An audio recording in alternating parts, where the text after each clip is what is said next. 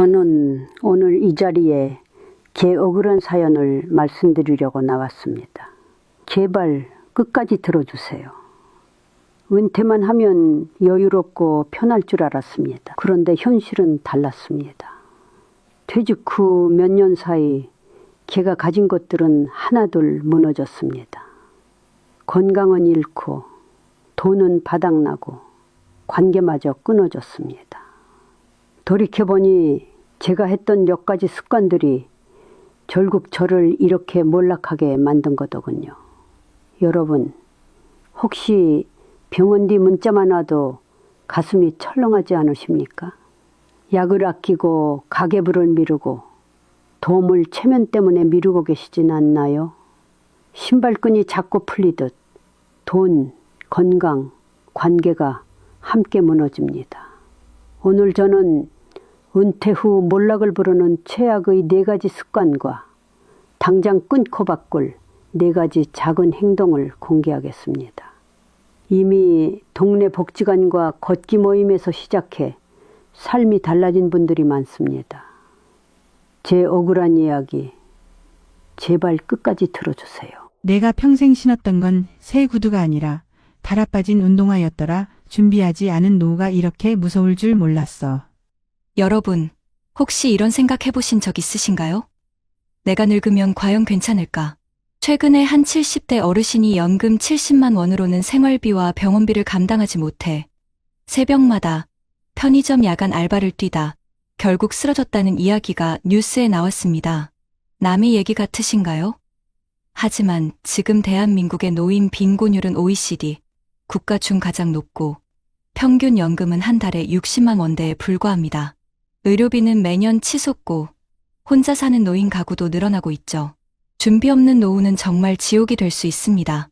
만약 지금 아무것도 하지 않는다면 10년 뒤에 당신은 돈도 건강도 사람도 모두 잃을 수 있습니다. 하지만 희망은 있습니다. 이미 많은 분들이 작은 준비로 전혀 다른 노년을 살고 있습니다. 오늘 이 영상을 끝까지 보신다면 어떻게 하면 그런 삶을 만들 수 있는지 알게 되실 겁니다. 본격적인 영상 시작 전에 구독과 좋아요는 영상 제작에 정말로 큰 힘이 됩니다. 제 이름은 한미정, 72입니다. 인천 부평의 오래된 아파트에 살아요. 현관 앞에는 해마다 밑창이 더 얇아지는 낡은 운동화 한 켤레가 놓여 있습니다. 보험회사 영업직으로 30여 년을 뛰었고 젊을 땐 사람들 만나서 말로 설득하는 일이 내 천직이라 믿었습니다. 계약서와 명함, 구두 힐 대신 이제는 장바구니와 그 운동화가 제 일상입니다. 남편은 몇 해 전 지병으로 떠났고 아들은 경기도 외곽에서 아이 둘 키우느라 바쁩니다. 저한테 남은 월 수입은 국민연금 60몇만 원, 기초연금 30몇만 원이 전부입니다. 관리비, 전기요금, 통신비, 약값을 내고 나면 통장은 늘 마른 논바닥 같습니다. 엄마, 괜찮지? 라고 묻는 아들에게 저는 늘 같은 말을 합니다. 응, 나는 잘 버텨. 그 말 뒤에 삼키는 긴 한숨이 제 노년의 무게입니다. 위기는 작년 초 새벽 5시 반의 골목에서 시작됐습니다. 그날도 낡은 운동화를 끌고 시장통으로 걸어갔죠. 값이 싸다는 채소 가게의 줄이 길었고 저는 1,000원이라도 아끼려고 오래 섰습니다. 돌아오는 길에 갑자기 눈앞이 빙글 돌더니 무릎이 꺾이며 바닥에 주저앉았습니다. 지나가던 분이 부축해 주었고 저는 괜찮습니다라고 말했지만 손끝이 얼음장 같았습니다. 내과에서 혈압을 재니 숫자가 높다며 약을 더 늘리자고 했습니다. 약값이 한 달에 더 들어가게 되었죠. 집으로 돌아와 약봉지를 식탁에 올려놓고 멍하니 앉아 있는데 문틈으로 비집고 들어온 운동화의 흙먼지가 유난히 거슬렸습니다. 내가 이렇게까지 됐나? 그날 밤 아들은 영상통화로 제 얼굴을 보더니 엄마 살 빠졌네. 병원은? 이라고 묻더군요. 저는 웃으며 운동 좀 해서 그래라고 둘러댔습니다. 보험회사에 몸 담았던 지난날이 자꾸 떠올랐습니다. 고객에게는 위험을 대비하라고 말하던 제가 정작 제 노후는 빈칸으로 남겨두었더군요. 영업 실적이 좋던 해에는 저를 위해 보장을 들어야 했지만 그때는 늘 다음 달에로 미뤘습니다. 남편 수술비가 급했던 해에는 제 통장을 털었고 아들 결혼할 때는 모아둔 적금을 보탰습니다. 그 모든 선택은 그때는 가족을 위한 일이었죠. 그런데 남편이 떠나고 저는 혼자가 되었고 일감은 끊겼습니다. 나이 든 영업직을 불러주는 곳은 많지 않았고 새로 가입한 디지털 시스템은 낯설었습니다. 저는 그제야 집 근처 마트에서 시식 아르바이트를 알아보았습니다. 하루 4시간, 서너 번 쉬는 조건이지만 서 있으면 허리가 끊어질 듯 했어요. 그래도 한 달에 몇십만 원이라도 보태야 했습니다. 봄부터는 관리비 고지서가 유난히 무거워졌습니다. 특별 점검 항목이 붙을 때마다 제 마음도 덩달아 내려앉았습니다. 엘리베이터가 멈출까봐 저는 가급적 계단을 이용했습니다. 낡은 운동화의 뒤꿈치는 그때 더 달았습니다. 여름엔 전기요금 생각에 선풍기만 틀었고 밤이면 다리 쥐가 나서 잠에서 벌떡 일어났습니다. 약봉지에 들어가는 돈을 줄이려고 약을 아끼다 보니 어지럼증이 더 잦아졌습니다. 어느 날은 버스를 타고 가다 갑자기 귀가 먹먹해져 종점까지 내리지 못하고 앉아 있었죠. 기사님이 할머니, 괜찮으세요? 라고 묻는데 순간 제가 누구인지 어디로 가는지 잠깐 잊어버렸습니다.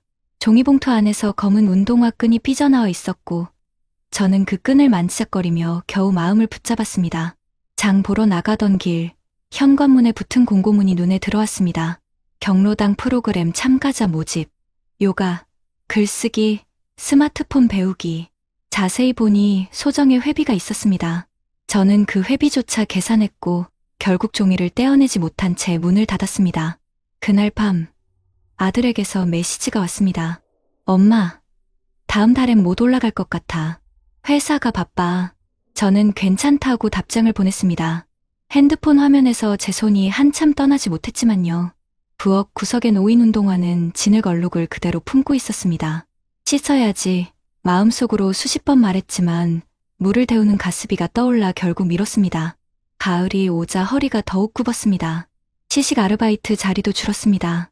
젊은 분들이 빠르게 움직이고 매장 시스템은 더 빨라졌습니다.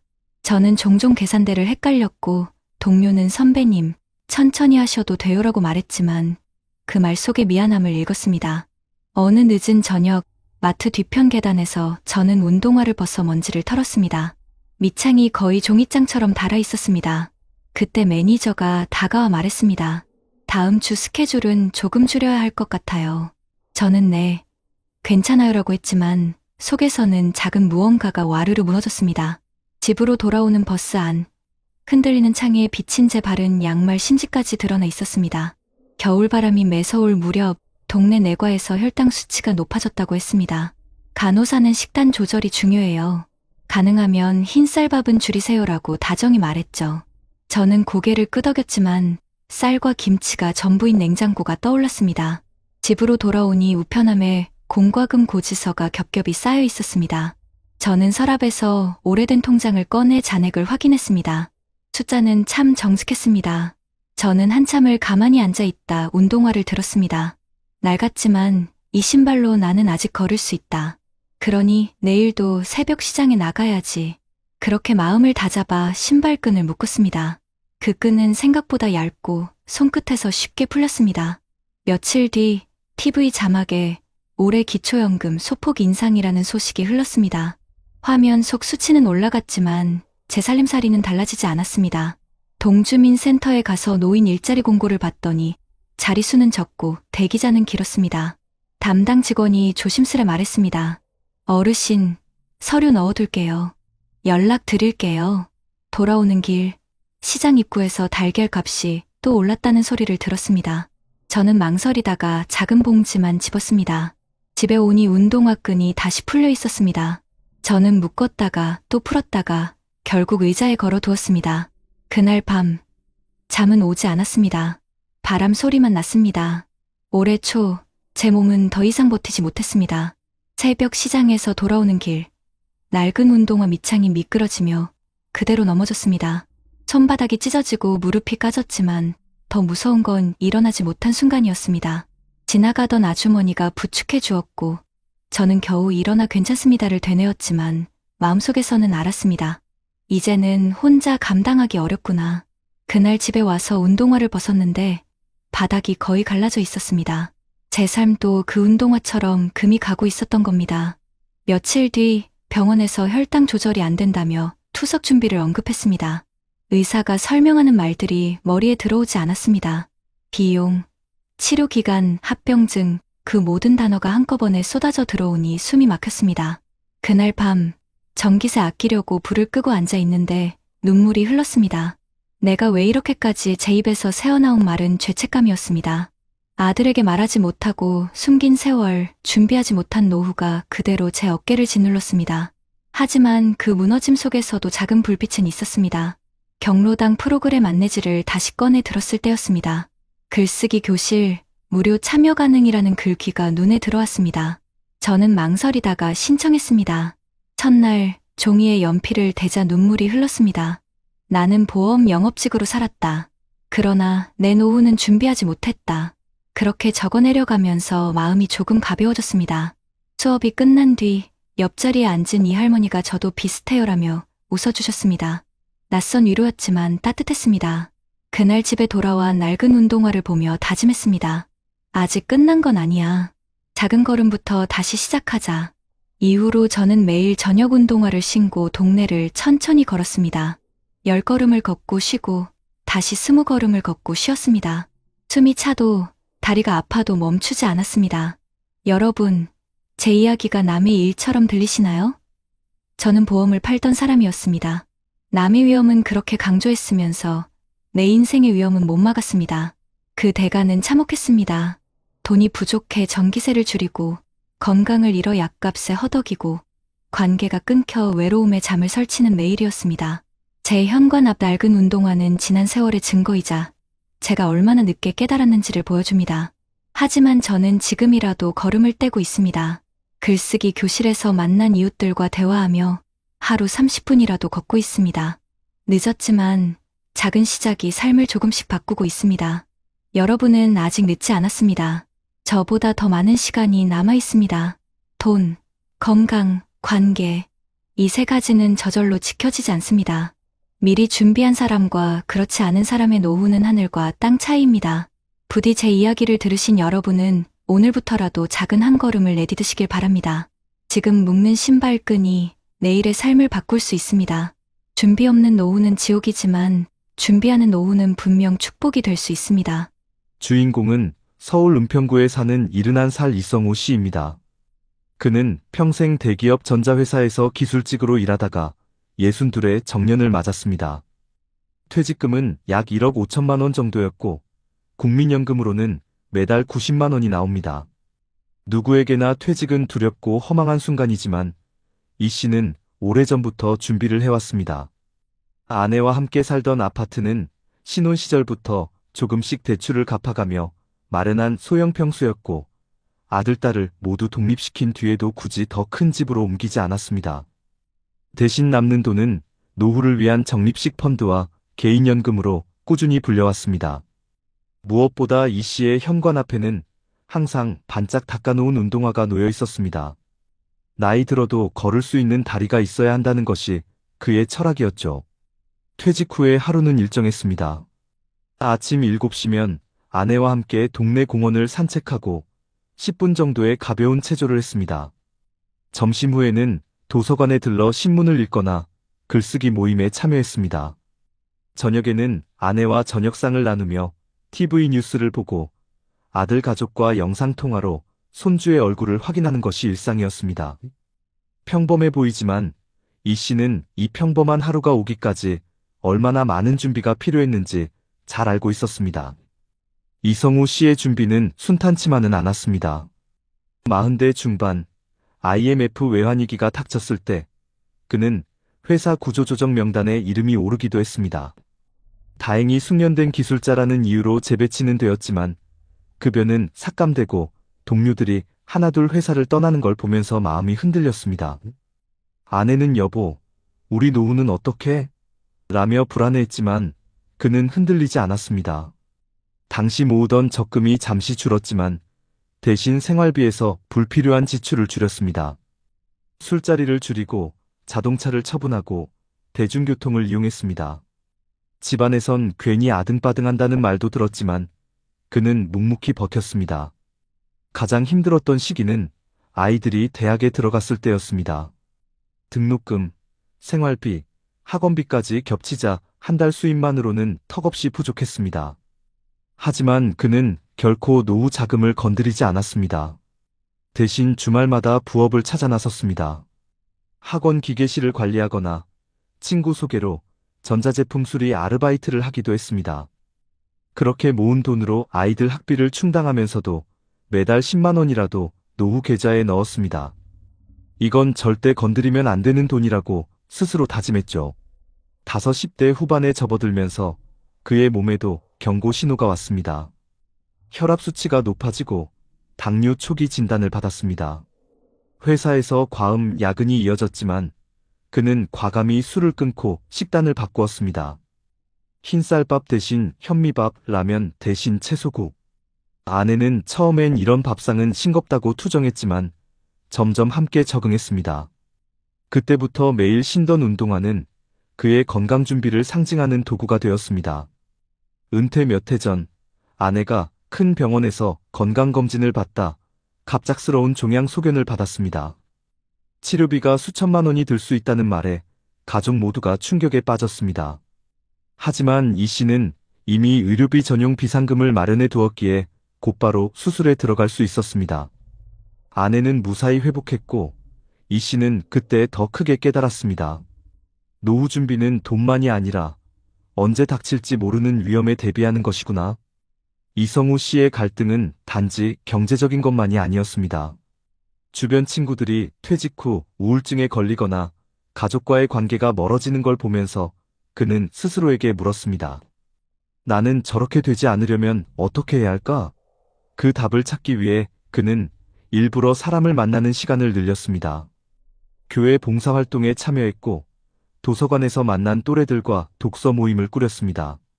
낯선 자리였지만 나는 아직 배우고 나눌 수 있다는 생각으로 발걸음을 옮겼습니다. 그의 아들은 한 번은 이렇게 말했습니다. 아버지, 요즘 친구들이 다 힘들다고 해요. 그런데 아버지는 왜 그렇게 여유로워 보여요? 이 씨는 웃으며 대답했습니다. 아들아, 나는 일찍부터 준비했거든. 돈도 조금씩 모으고 몸도 챙기고 사람도 챙겼다. 그래서 지금 웃을 수 있는 거다. 이처럼 이성우 씨의 노후 준비에는 수많은 갈등과 시험이 있었지만 그는 그때마다 조금씩 그러나 꾸준히 길을 지켜왔습니다. 낡은 운동화를 닦으며 하루하루 걸음을 내디딘 덕분에 지금의 평온한 노년이 가능했습니다. 하지만 그의 이야기는 아직 끝나지 않았습니다.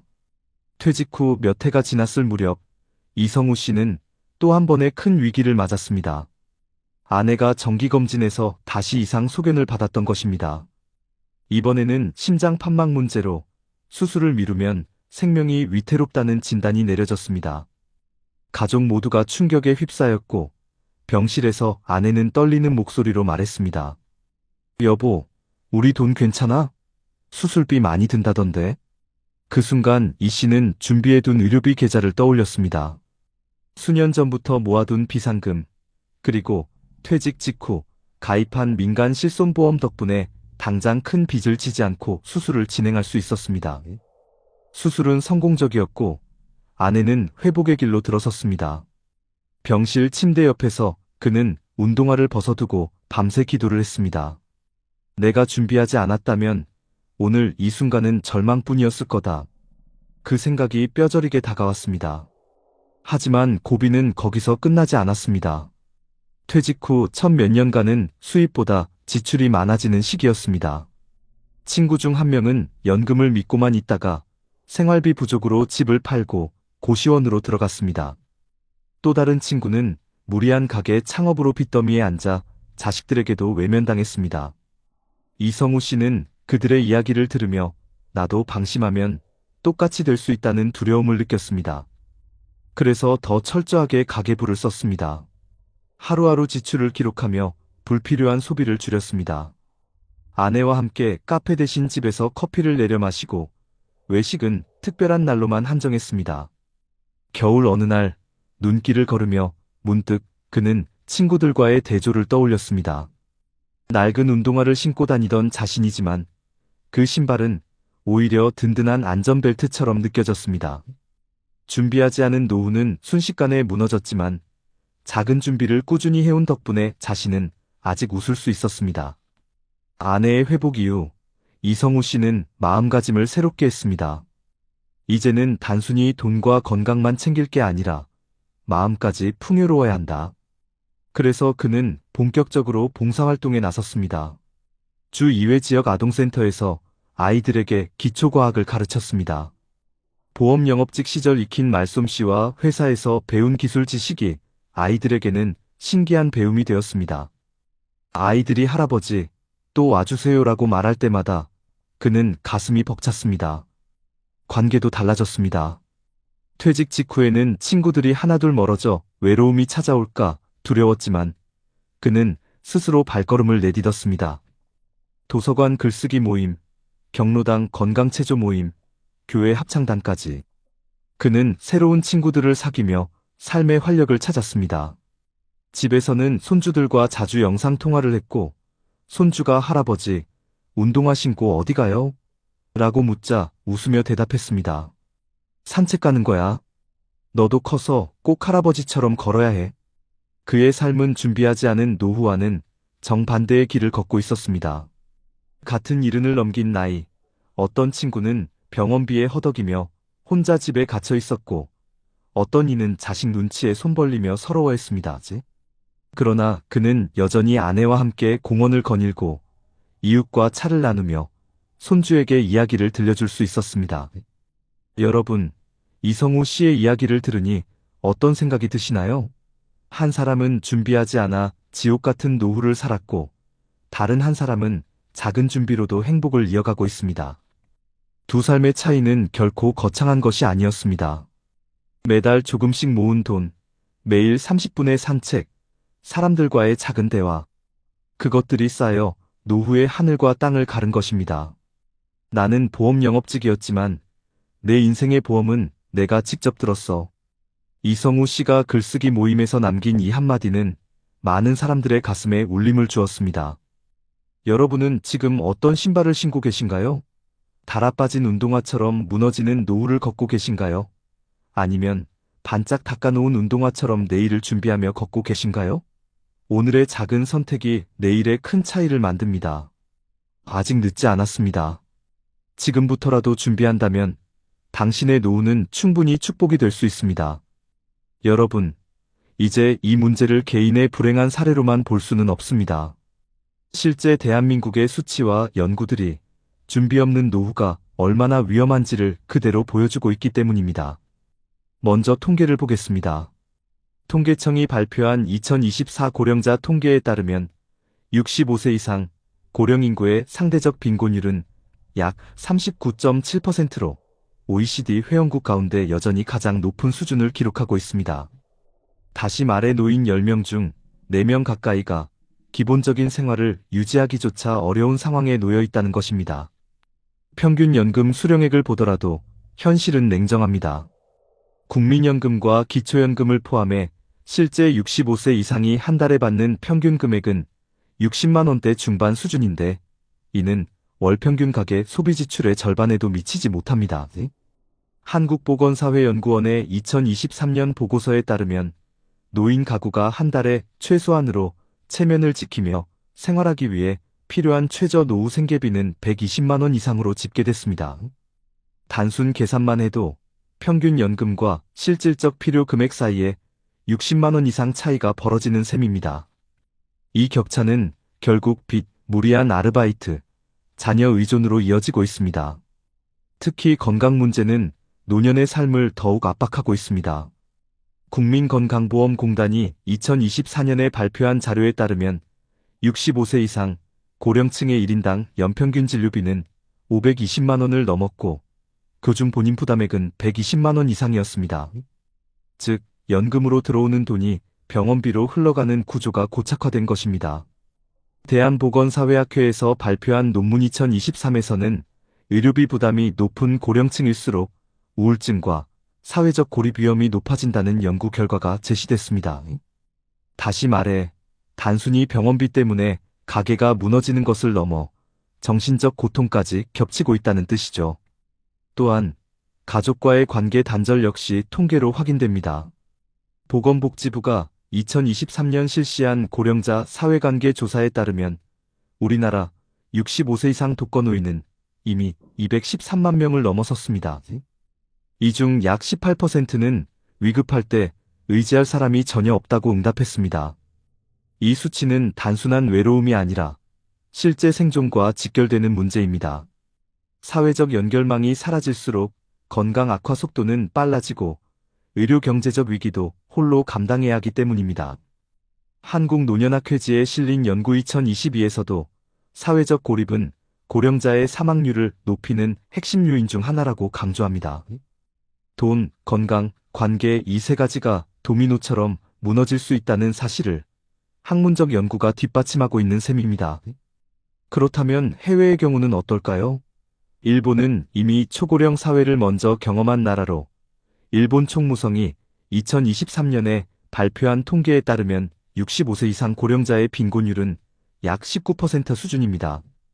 한국의 절반밖에 되지 않는 것이죠. 그 이유 중 하나는 퇴직 이후에도 파트타임 근로와 지역 커뮤니티 활동이 활발하게 유지된다는 점입니다. 반면 한국은 65세 이상 고용률이 OECD 평균을 웃도는 37% 수준임에도 임금 자체가 너무 낮고 고용의 질이 열악해 이래도 가난한 노인이 양산되고 있다는 차이가 있습니다.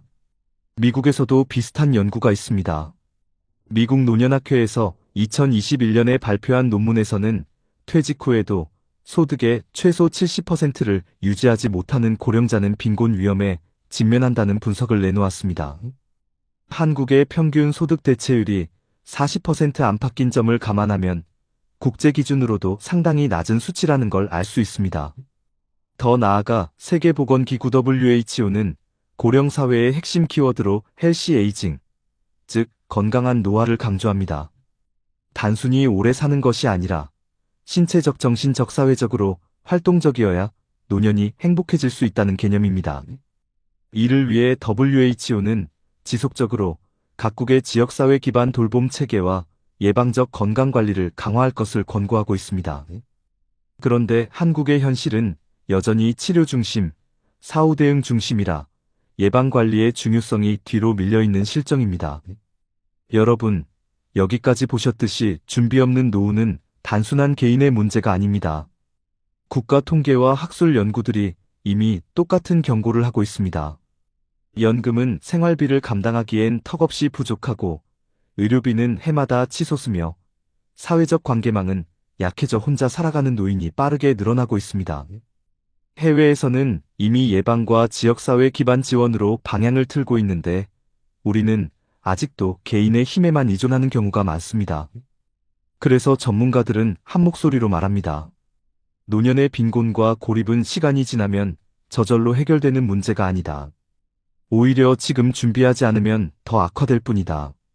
여러분, 그렇다면 이런 참혹한 현실을 어떻게 막을 수 있을까요? 전문가들은 공통적으로 말합니다. 노후의 문제는 개인 혼자만의 준비로는 부족하다. 반드시 제도적 장치와 지역사회의 도움을 함께 활용해야 한다. 실제로 우리나라에서도 다양한 정책과 지원이 마련되어 있습니다. 먼저 정부 차원의 제도를 보겠습니다. 보건복지부는 2025년 현재 노후 생활 안정을 위해 기초연금 제도를 확대하고 있습니다. 예전에는 일정 소득 이하만 받을 수 있었던 기초연금이 점차 완화되어 지금은 65세 이상 고령층 대부분이 월 40만 원대의 기초연금을 수령할 수 있게 되었습니다. 또한 장기요양보험 제도를 통해 신체적 돌봄이 필요한 어르신들에게 방문요양, 주간 보호 서비스 같은 지원을 제공하고 있습니다. 이 제도 덕분에 가족이 전부 책임지던 돌봄 부담이 조금은 줄어들고 있죠. 지자체의 노력도 빼놓을 수 없습니다. 서울시는 어르신 돌봄 SOS 서비스를 운영하고 있는데 갑작스러운 질병이나 사고로 긴급 지원이 필요한 경우 최대 30일간 간병이나 생활 지원을 받을 수 있습니다. 경기도는 경기도 노인 일자리 사업을 통해 만 65세 이상 어르신들에게 다양한 일자리를 제공하고 있는데 학교 앞 교통안전지킴이, 공원 환경관리, 돌봄 보조 등 일자리가 대표적입니다. 이 사업은 단순히 소득 보전뿐만 아니라 사회적 관계를 이어가게 하는 중요한 역할을 하고 있습니다. 부산시는 노인 맞춤 돌봄 서비스를 확대하여 독거노인을 정기적으로 방문하고 안부를 확인하며 필요시 복지관, 병원, 행정기관과 연계해주고 있습니다. 실제 통계에 따르면 이 서비스를 받은 노인의 고독사 위험률이 크게 낮아졌다고 합니다. 해외에서는 우리보다 먼저 고령 사회를 경험한 나라들이 다양한 해법을 시행하고 있습니다. 일본의 경우 지역 포괄 케어 시스템 커뮤니티 마이너스 베이스트 인터그레이터드 케어 시스템이라는 정책을 통해 노인이 살던 동네에서 끝까지 생활할 수 있도록 의료 돌봄 주거 생활 지원을 통합적으로 제공합니다. 쉽게 말해 병원, 요양시설, 지역복지관, 자원봉사단체가 하나의 네트워크로 묶여 있는 것입니다. 덕분에 일본 노인들은 굳이 요양원으로 이주하지 않고도 동네 안에서 필요한 서비스를 받을 수 있습니다. 유럽의 독일은 장기요양보험 제도를 강화하면서 가족 돌봄을 지원하는 제도를 운영하고 있습니다. 가족이 돌보는 시간을 공식 근로시간으로 인정해주고 일정 금액을 지원하는 방식입니다.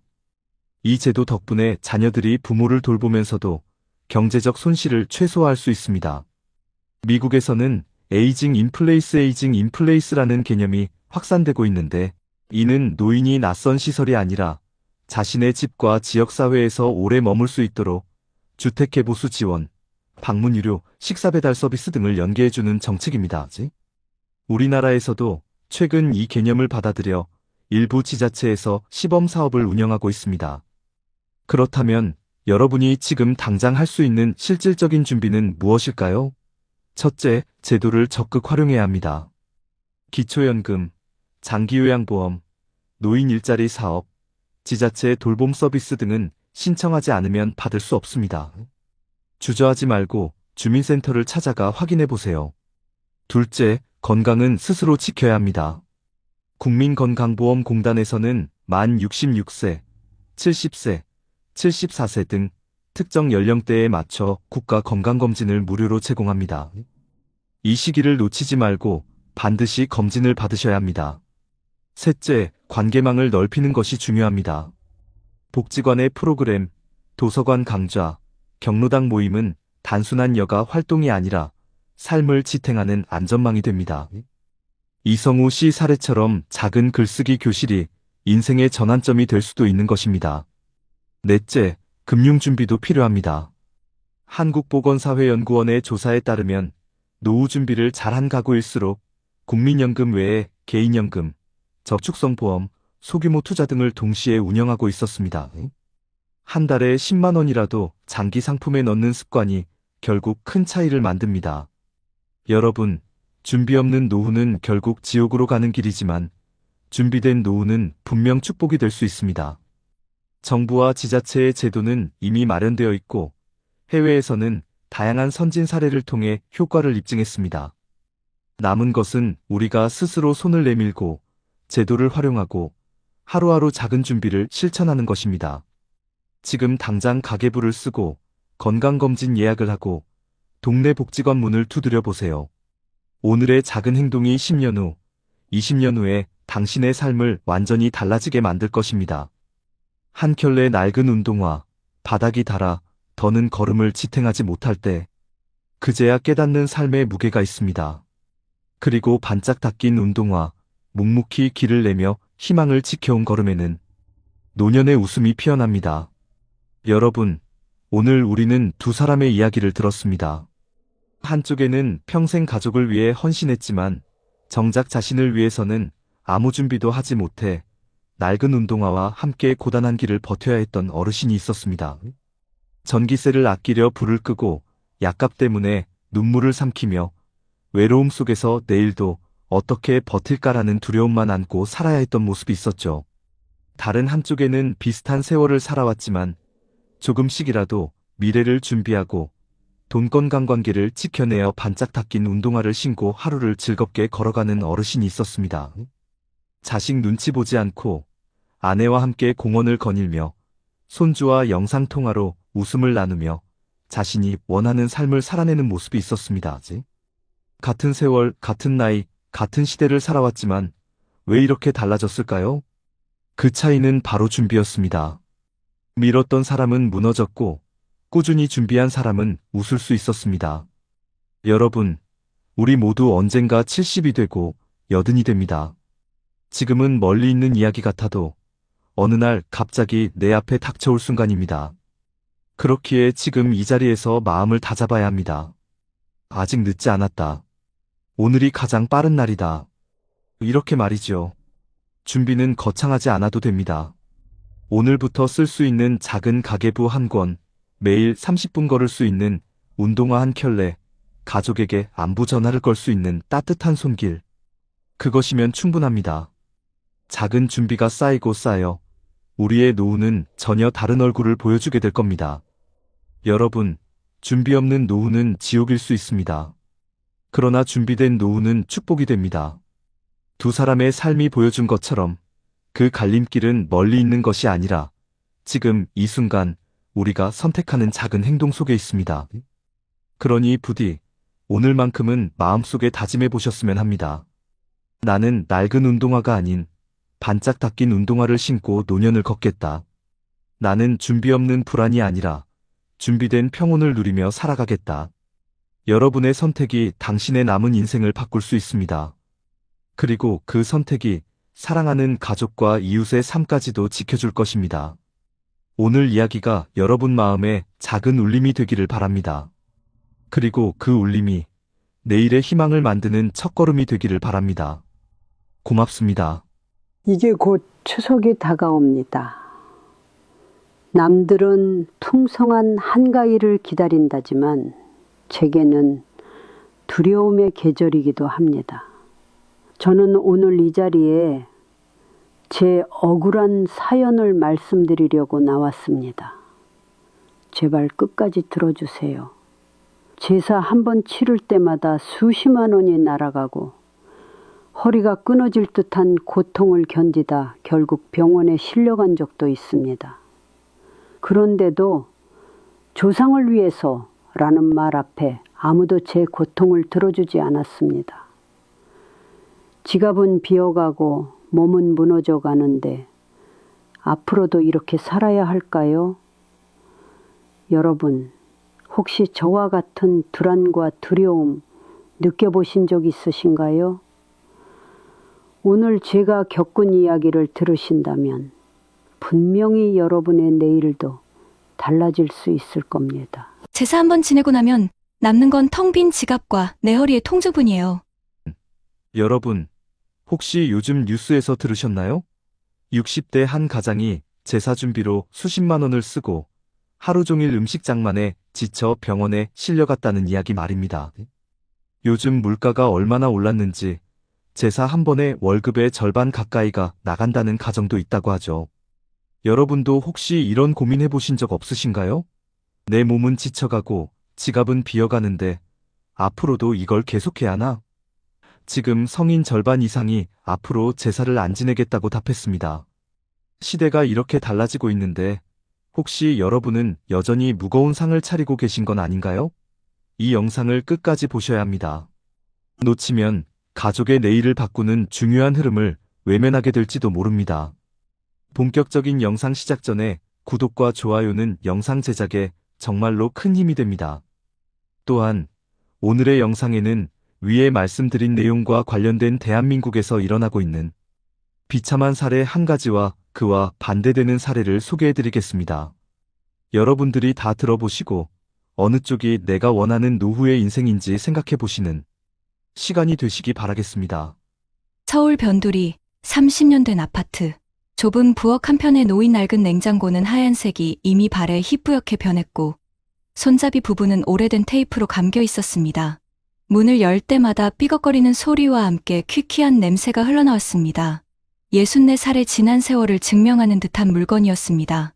중소기업 생산팀에서 부장으로 일하던 시절 야근을 끝내고 돌아와 허겁지겁 넣었던 도시락, 명절마다 가득 채워 넣었던 제수 음식까지 이 냉장고 안에는 그의 인생이 켜켜이 쌓여 있었습니다. 박재수는 몇 해 전 정년 퇴직을 했습니다. 대기업처럼 넉넉한 퇴직금은 아니었고 고작 8천만 원 남짓 손에 쥐었습니다. 그래도 이 돈이면 노후를 버틸 수 있겠지라는 희망을 품었지만 막상 생활을 시작해보니 생각처럼 간단하지 않았습니다. 국민연금으로 들어오는 돈은 한 달에 100만 원 남짓, 관리비, 전기세, 교통비를 빼면 남는 게 없었습니다. 그래서 그는 퇴직금에서 조금씩 꺼냈으며 버티고 있었고 냉장고 안에 채워 넣는 반찬도 점점 단추해졌습니다. 두부 한 모, 콩나물 한 봉지, 그리고 장조림 반찬통 하나. 그럼에도 불구하고 매년 돌아오는 제사만큼은 여전히 그대로였습니다. 제수의 집안은 예부터 제사를 소홀히 하지 않는 것으로 유명했습니다. 아버지는 늘 말했습니다. 사람이 조상을 잊으면 뿌리를 잃는 거다.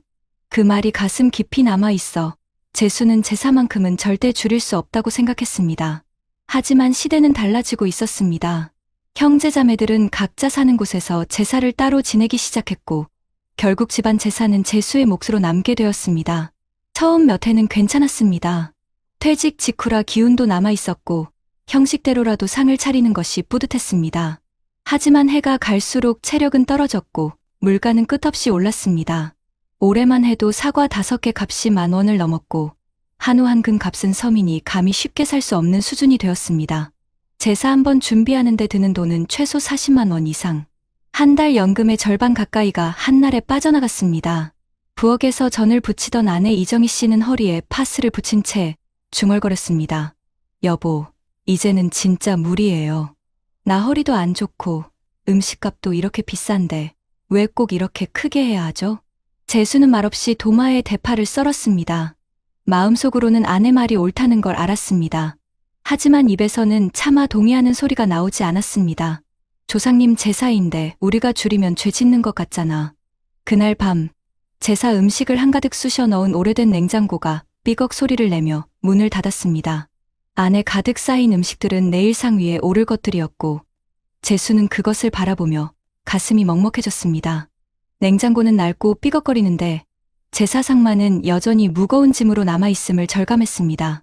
갈등은 해마다 심해졌습니다. 제사 전날이면 아내는 불만을 터뜨렸고 재수는 꾹 참고 일했습니다. 하지만 결국 폭발은 피할 수 없었습니다. 어느 날 저녁 아내가 눈물을 글썽이며 소리쳤습니다. 여보, 당신이 부장으로 일할 때도 힘들었지만 지금은 제사가 더 힘들어요. 나도 이제는 그만하고 싶어요. 다른 집은 다 줄인다잖아요. 왜 우리만 이렇게 해야 해요? 재수는 대답하지 못했습니다. 그의 눈길은 여전히 냉장고에 머물러 있었습니다. 문을 열면 가득 들어찬 전, 나물, 고기가 보였고 그 안에서 아버지의 목소리가 들려오는 것 같았습니다. 재수야, 제사는 집안의 뿌리다. 이걸 내가 놓으면 다 무너지는 거다. 하지만 현실은 달랐습니다. 아들은 회사 일로 제사날조차 얼굴을 비추지 않았습니다. 아버지, 요즘 시대에 누가 그렇게 해요. 그냥 간단히 하세요. 라는 말을 남기고는 바쁘다며 사라졌습니다. 딸은 외국에서 살고 있어 아예 오지 않았습니다. 결국 집안 제사는 부부 둘만의 전쟁이 되어버렸습니다.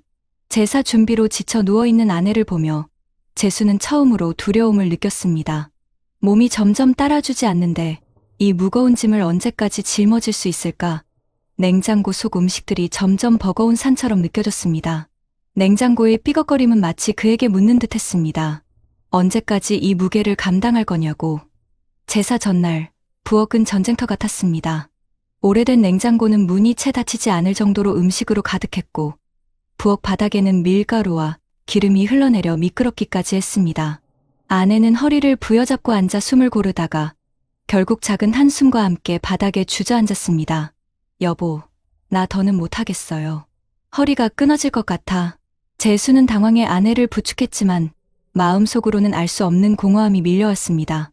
제사 음식 하나하나가 조상에 대한 예가 아니라 이제는 가족을 병들게 하는 족쇄처럼 느껴졌습니다. 절정은 바로 그날 밤 찾아왔습니다. 기름에 전을 부치던 재수는 갑자기 가슴이 답답해져 숨을 고르지 못했습니다. 손에서 집게가 떨어지고 뜨거운 기름이 튀어 팔을 대었습니다. 아내가 놀라 119에 전화를 걸었고 그는 응급실로 실려갔습니다. 검사 결과는 다행히 큰 이상은 아니었지만 의사는 무겁게 말했습니다. 환자분, 체력에 비해 너무 무리하셨습니다. 나이 들수록 이런 과로는 심장에도 치명적일 수 있어요.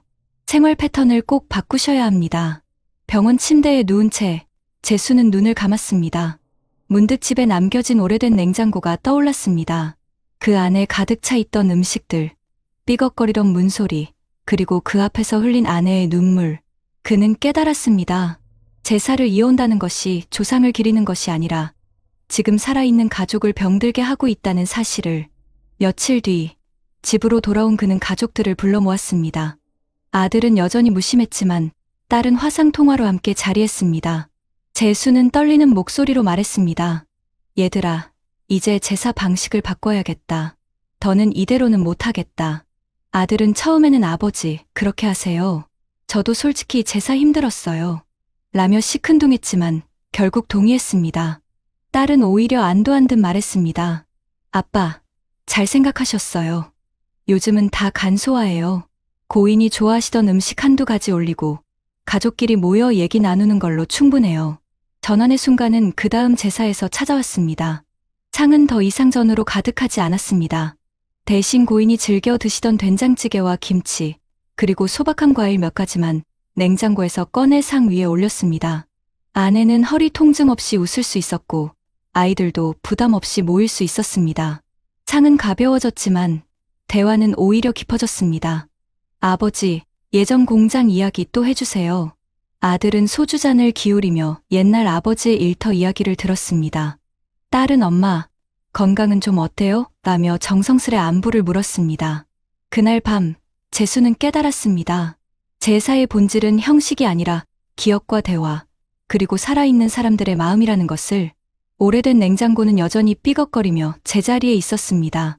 그러나 그 안에는 더 이상 과하게 준비된 음식이 쌓이지 않았습니다. 대신 가족들이 함께 먹고 나눌 수 있는 따뜻하고 소박한 음식만 들어 있었습니다. 냉장고는 낡았지만 그 속은 가볍고 따뜻해졌습니다. 마지막으로 재수는 조용히 혼잣말을 했습니다. 아버지, 어머니 이제는 이렇게 하겠습니다.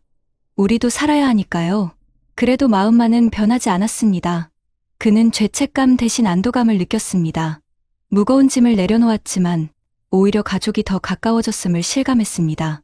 그리고 깨달았습니다. 무거운 제사상 대신 따뜻한 식탁이야말로 진짜 제사의 의미를 이어가는 길이라는 것을. 여러분, 이 이야기가 남의 일 같으신가요? 사실 우리 주변 수많은 가정에서 같은 갈등이 반복되고 있습니다. 물가 부담, 가족 간 갈등, 노후의 건강 문제까지 제사는 단순한 의식이 아니라 현실적인 고민의 무게가 되어버렸습니다. 그러나 방법은 있습니다. 형식에 매이지 않고 가족의 건강과 마음을 지키는 방식으로 바꾸는 것. 그것이 바로 오늘을 살아가는 우리가 선택해야 할 길 아닐까요? 여러분 어떠시나요? 위의 사례는 정말 비참하고 서글픈 인생 아닌가요? 하지만 지금부터 소개해드리는 사례는 정반대의 선택으로 행복한 노후를 보내고 있는 분을 소개해드리겠습니다. 경기도 일산의 조용한 아파트 단지. 이정호 씨는 대기업 전자회사에서 생산관리직으로 35년간 근무하다가 62세에 은퇴했습니다. 직급은 임원까지는 아니었지만 꾸준히 성실하게 일한 덕에 퇴직금으로 약 1억 5천만 원을 수령했고 국민연금은 매달 140만 원가량 나오고 있었습니다. 아내와는 40년 가까이 함께 살며 두 자녀를 키웠고 자녀들은 모두 독립해 안정적인 생활을 하고 있습니다. 퇴직 후 그의 삶은 놀랍도록 차분했습니다.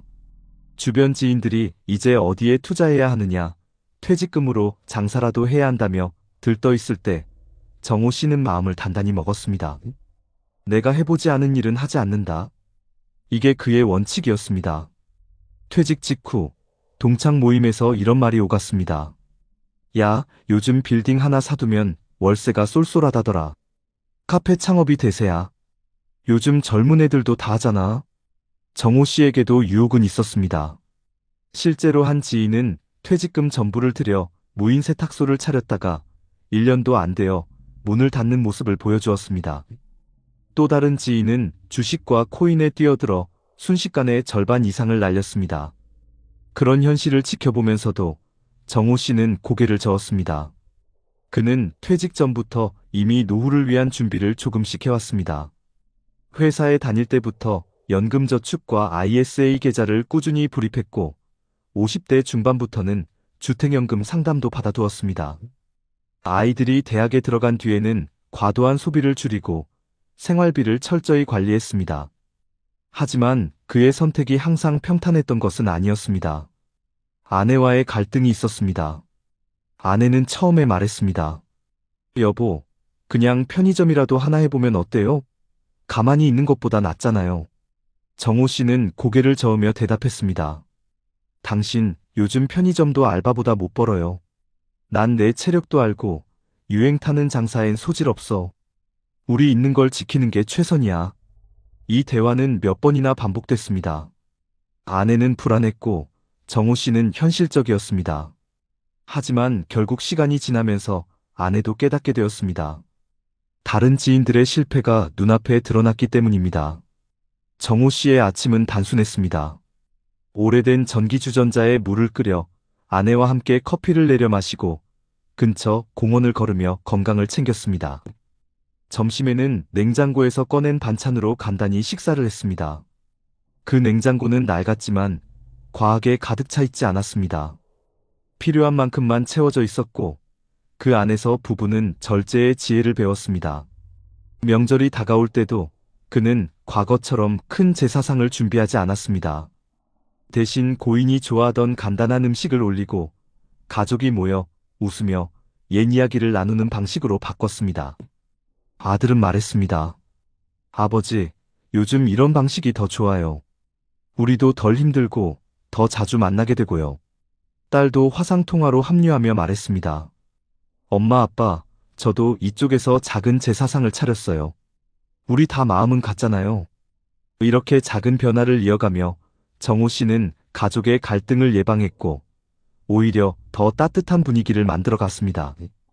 정호 씨의 선택은 2025년 한국 사회 현실 속에서 더욱 빛을 발했습니다.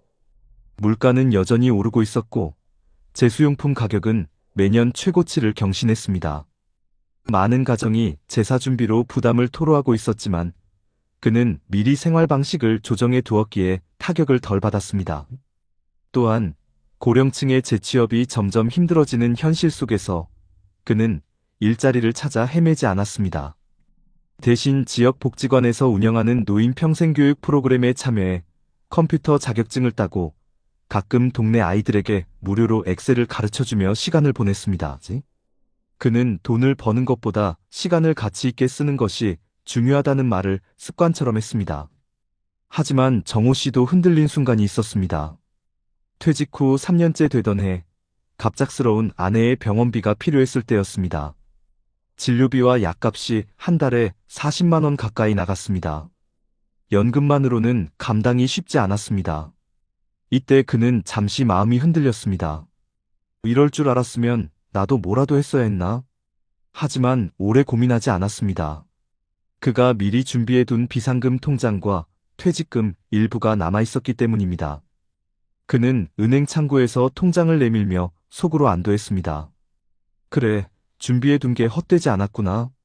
아내는 병원에서 돌아와 말했습니다. 여보, 미안해요. 괜히 내가 가게 하자고 했던 것 같아요. 당신 말이 맞았어요. 준비해둔 게 우리를 살렸네요. 그 순간 정호 씨는 확신했습니다. 자신의 원칙이 틀리지 않았음을. 퇴직한 지 5년째 되던 어느 겨울, 이정호 씨에게 가장 큰 시련이 찾아왔습니다. 아내의 건강은 점점 악화되었고 작은 병원 진료로는 더 이상 감당할 수 없다는 말을 들었습니다. 대학병원에서 정밀 검사를 받아야 했고 치료비와 입원비는 한 달에 100만 원을 훌쩍 넘어섰습니다. 매달 들어오는 연금 140만 원은 생활비와 관리비만으로도 빠듯했기에 갑작스러운 지출은 큰 충격으로 다가왔습니다. 그날 밤 낡은 아파트 거실, 정호 씨는 소파에 앉아 계산기를 두드렸습니다. 전기세 고지서, 관리비 영수증, 카드 명세서가 테이블 위에 흩어져 있었습니다. 그는 숫자를 세며 중얼거렸습니다. 치료비까지 합치면 한 달에 최소 250은 나가겠네. 순간 뒷목이 뻣뻣해졌습니다. 수십 년간 성실하게 일하고도 여전히 돈에 쫓기는 현실. 하지만 그는 곧 고개를 들었습니다. 퇴직 후 지켜왔던 원칙 덕분에 아직 여유 자금이 남아 있었습니다. 퇴직금 중 일부를 안전한 금융상품에 넣어둔 덕분에 그 돈을 인출하면 당장 치료비는 충당할 수 있었습니다. 아내는 병실에서 미안한 얼굴로 말했습니다. 여보, 내가 당신 고생만 시키네요. 정호 씨는 손을 잡아주며 대답했습니다. 무슨 소리야? 내가 준비한 게 우리를 살리고 있잖아. 걱정하지 마. 그러나 치료가 길어지면서 불안은 다시 찾아왔습니다. 병원비로 빠져나가는 금액이 늘어날수록 그의 통장은 얇아졌습니다. 이웃 중에는 같은 나이에 퇴직금을 사업에 투자했다가 모두 잃고 이제 경비원 일을 하며 생활하는 사람도 있었습니다. 정호 씨는 문득 두려웠습니다. 혹시 나도 이렇게 되는 건 아닐까? 그는 매일 밤 잠들기 전 거실에 놓인 오래된 냉장고를 바라보곤 했습니다. 냉장고 속은 여전히 소박했습니다. 김치, 두부, 달걀, 그리고 아내가 좋아하는 유자차 한 병. 그 단출한 내용물이 오히려 그의 마음을 붙잡아 주었습니다. 그래, 욕심을 부리지 않았으니 버틸 수 있는 거야. 몇 달의 치료 끝에 아내의 건강은 서서히 회복되었습니다. 다행히 큰 수술은 피할 수 있었고 관리만 잘하면 일상생활에 무리는 없다는 소견을 받았습니다.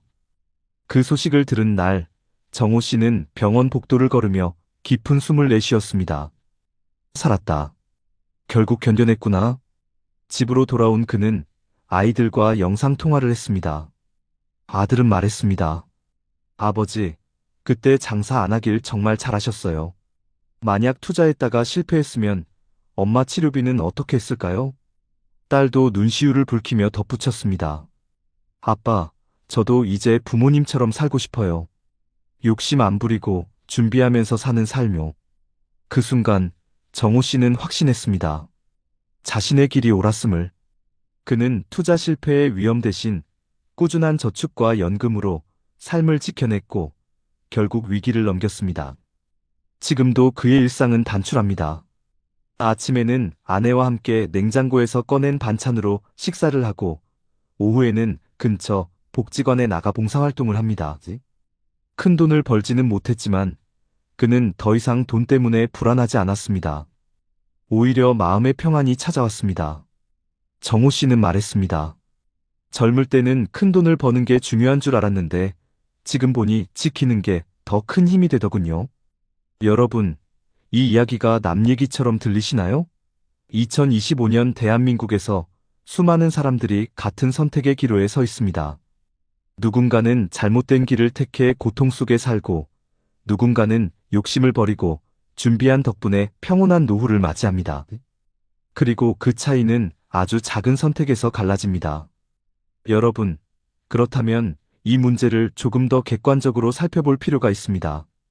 사실 제사 문화가 빠르게 변하고 있다는 것은 단순한 개인 경험이 아니라 이미 여러 통계와 연구 결과에서 드러나고 있습니다.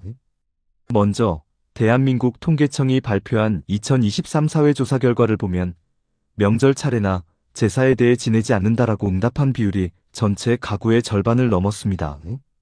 특히 2023년 기준으로 응답자의 52.3%가 제사를 지내지 않는다라고 답했는데 불과 10년 전만 해도 같은 질문에 지낸다고 응답한 비율이 70%를 넘었던 것과 비교하면 상당히 큰 변화라고 볼 수 있습니다.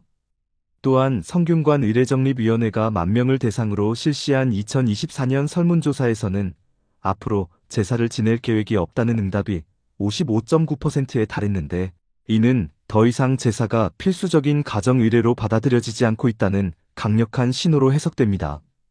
왜 이렇게 되었을까요?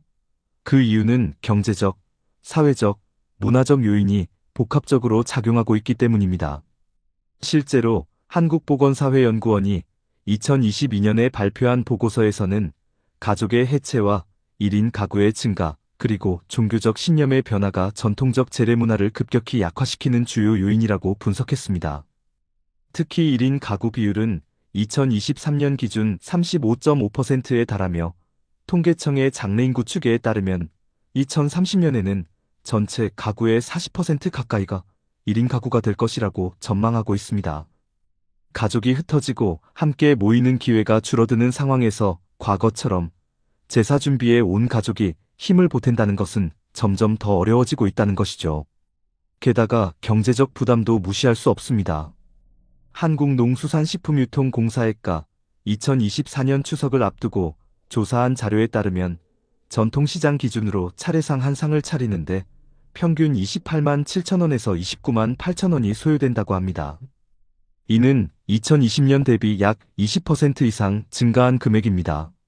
물가 상승률이 가계에 직접적인 압박으로 다가오고 있다는 의미입니다. 이런 부담은 특히 은퇴 이후 고정 수입이 연금으로 제한된 고령층에게는 치명적일 수밖에 없습니다.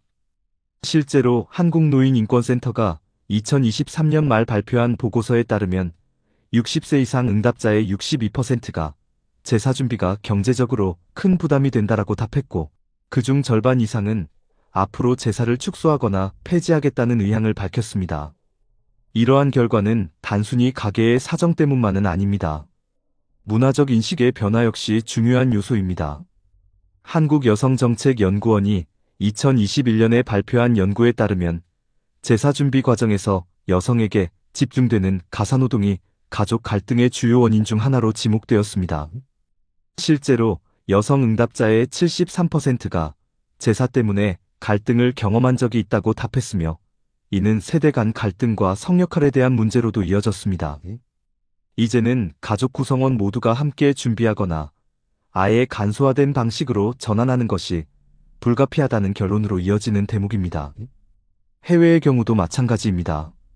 일본에서는 2000년대 이후 오본과 같은 전통 제례 행사가 점점 간소화되거나 여행으로 대체되는 경향이 강해졌고, 중국에서도 명절 성묘 문화가 점차 간단한 온라인 추모 방식으로 전환되고 있다는 연구 결과가 있습니다.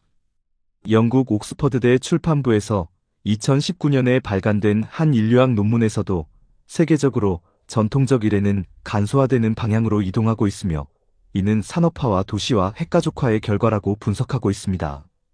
결국 한국만의 문제가 아니라 전 세계적으로 나타나는 보편적인 현상이라는 것이죠. 그러나 그럼에도 불구하고 전문가들은 강조합니다. 형식을 없애자는 것이 아니라 의미를 새롭게 재해석해야 한다는 것입니다. 한국가족학회가 2023년에 발표한 논문에서는 과도한 형식과 비용은 오히려 조상의 덕을 기리려는 본래의 의미를 희석시킨다고 지적했습니다. 즉, 전통의 본질을 잃지 않으면서도 현실에 맞게 재구성하는 것이 필요하다는 것입니다. 여러분, 이쯤에서 우리가 분명히 알 수 있는 것은 하나입니다.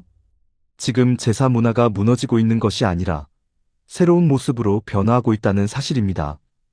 이제는 무겁고 버거운 제사상이 아니라 고인이 좋아하던 음식을 올리며 가족이 함께 추억을 나누는 소박한 일회로 전환되고 있다는 점, 이것이 바로 우리 시대가 마주한 진실이라고 할 수 있겠습니다. 그렇다면 우리는 이 문제를 어떻게 풀어가야 할까요? 전문가들은 입을 모아 말합니다. 제사의 본질은 형식이 아니라 기억과 의미라는 것이죠. 이제는 무겁고 과도한 상차림이 아니라 가족이 함께 모여 조상을 기리고 대화를 나누는 방식으로 전환해야 한다는 것입니다. 실제로 대한민국 정부와 지자체들도 이미 여러 대안을 내놓고 있습니다. 예를 들어 서울시는 2024년부터 간소화 제례 가이드라인을 제작해 주민센터를 통해 배포하고 있습니다. 전통을 존중하면서도 부담을 줄일 수 있도록 전 대신 고인이 즐겨 드셨던 두세 가지 음식을 올리거나 제수용품을 구입할 때 지역 전통시장을 활용해 경제적 부담을 낮추는 방법을 안내하고 있습니다. 부산시는 지역문화센터에서 현대 제례 교육 프로그램을 운영하며 시민들에게 전통을 간직하면서도 가족 갈등을 줄일 수 있는 다양한 방식을 소개하고 있습니다. 또 광주광역시는 명절 음식 나눔 사업을 통해 홀로 사는 어르신 가정에 소규모 제수 음식을 지원하고 주민들이 함께 모여 간단한 추모식을 치를 수 있도록 커뮤니티 공간을 제공합니다. 이러한 정책은 단순히 경제적 부담을 줄이는 것에 그치지 않고 가족 간의 연대와 이웃 공동체의 회복을 돕고 있습니다. 또한 보건복지부는 노인 돌봄 종합계획 속에 가족 간 갈등을 예방할 수 있는 생활문화 개선 항목을 포함시켜 지자체와 협력해 건강한 제례 문화 캠페인을 전국적으로 확산시키고 있습니다. 해외의 경우를 살펴보면 일본은 이미 2000년대 초부터 오본 행사와 같은 전통 제례를 간소화하는 대신 가족 여행이나 봉사활동으로 대체하는 방식을 장려하고 있습니다. 일본 후생 노동성은 2015년부터 가정일의 간소화 지침을 발표하며 전통의 의미를 해치지 않으면서도 현대 생활에 맞게 제례 방식을 바꾸도록 권장했습니다. 대만 역시 정부 차원에서 온라인 추모 시스템을 도입해 원거리 가족들도 모바일을 통해 헌화와 제사를 대신할 수 있게 만들었습니다. 이 제도는 코로나19 팬데믹을 계기로 더욱 활성화되어 현재는 대만 인구의 절반 이상이 이용할 정도로 보편화되었습니다. 유럽에서도 비슷한 흐름이 보입니다. 영국과 독일은 전통적 종교 의례 대신 메모리얼 데이와 같은 공동 추모 행사를 통해 개인 가정의 부담을 줄이고 사회 전체가 함께 추모의 의미를 나누는 방향으로 제도를 발전시켰습니다. 결국 이는 공통적으로 부담은 줄이고 의미는 강화한다는 원칙에 맞춰진 흐름입니다. 그렇다면 우리 가정은 구체적으로 어떤 실천을 할 수 있을까요? 첫째, 제사 음식을 꼭 전통적인 형식으로 차릴 필요는 없습니다. 고인이 좋아하시던 음식을 한두 가지 정성껏 준비하는 것만으로도 충분합니다. 둘째, 가족 구성원 모두가 역할을 나누는 것이 중요합니다.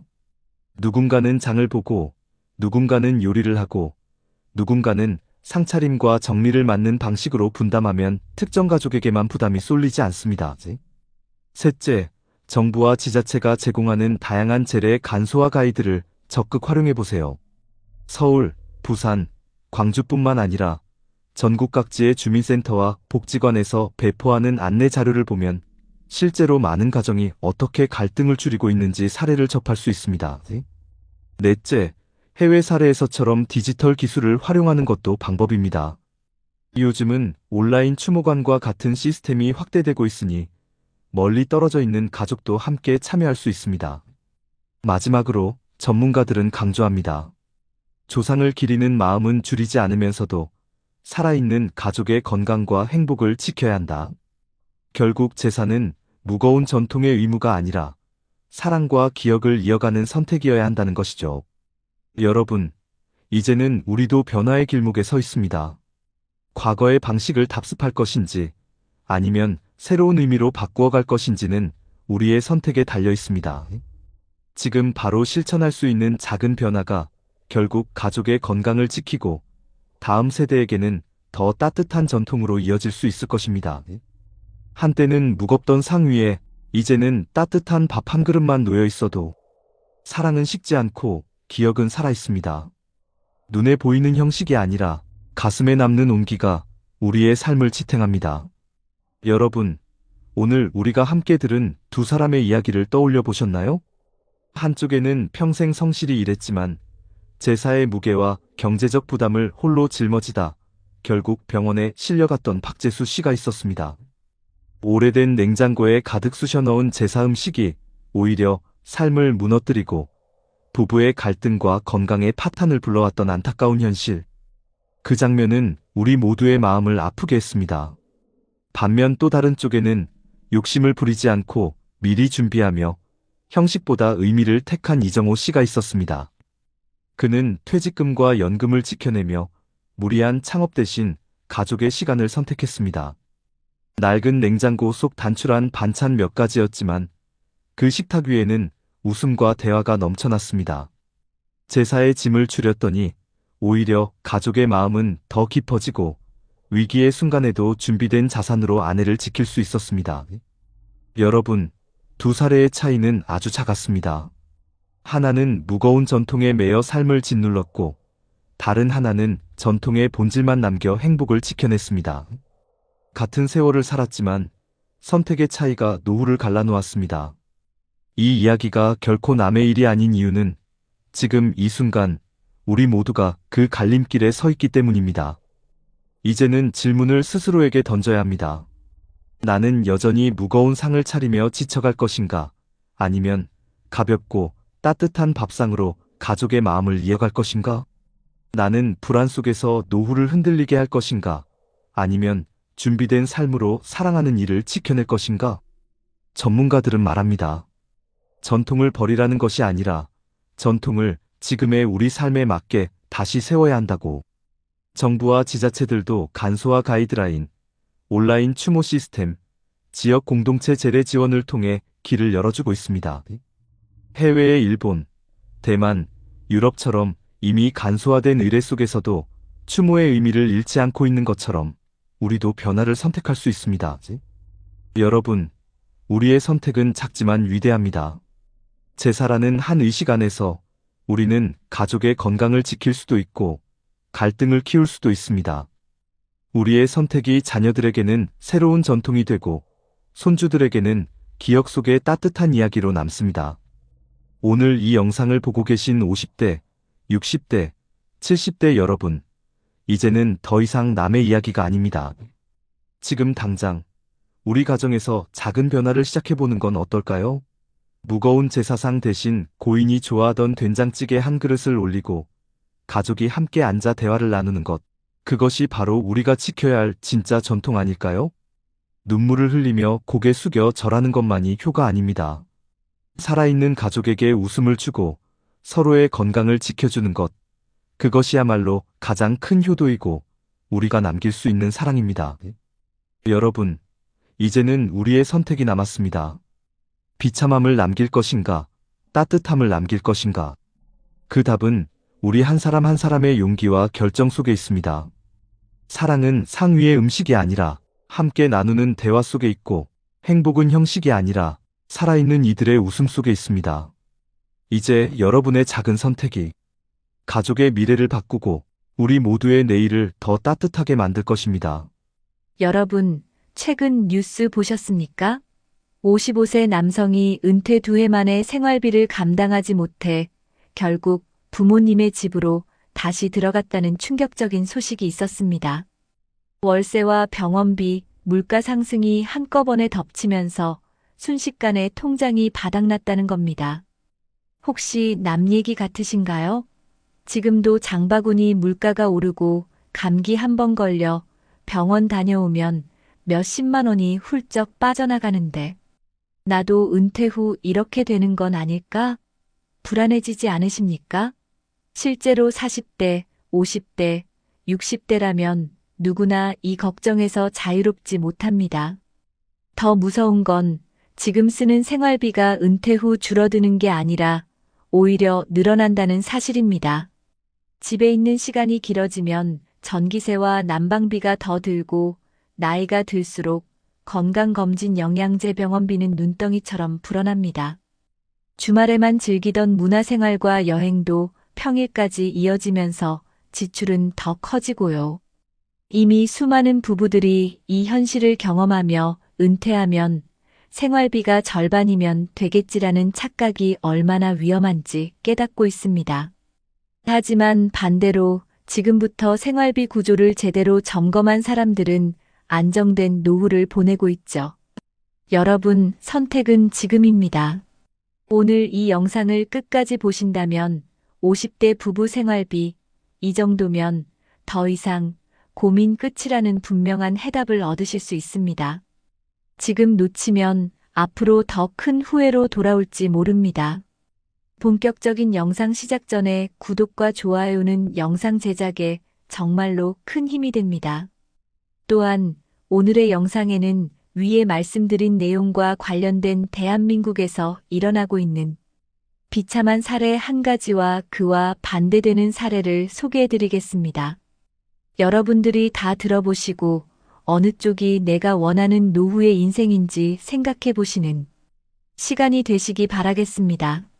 서울 변두리의 오래된 아파트 현관 앞, 낡은 구두 한 켤레가 힘없이 놓여 있었다. 구두 주인인 최동환 씨는 59살까지 건설회사 부장으로 현장을 누비며 평생을 살아왔다. 콘크리트 먼지와 철근 냄새 속에서 버티며 이제 은퇴하면 편히 쉬어야지라는 말을 늘 되뇌던 그는 정년을 마치고 퇴직금을 1억 6천만 원쯤 받았을 때 마음속에 커다란 안도감을 느꼈다.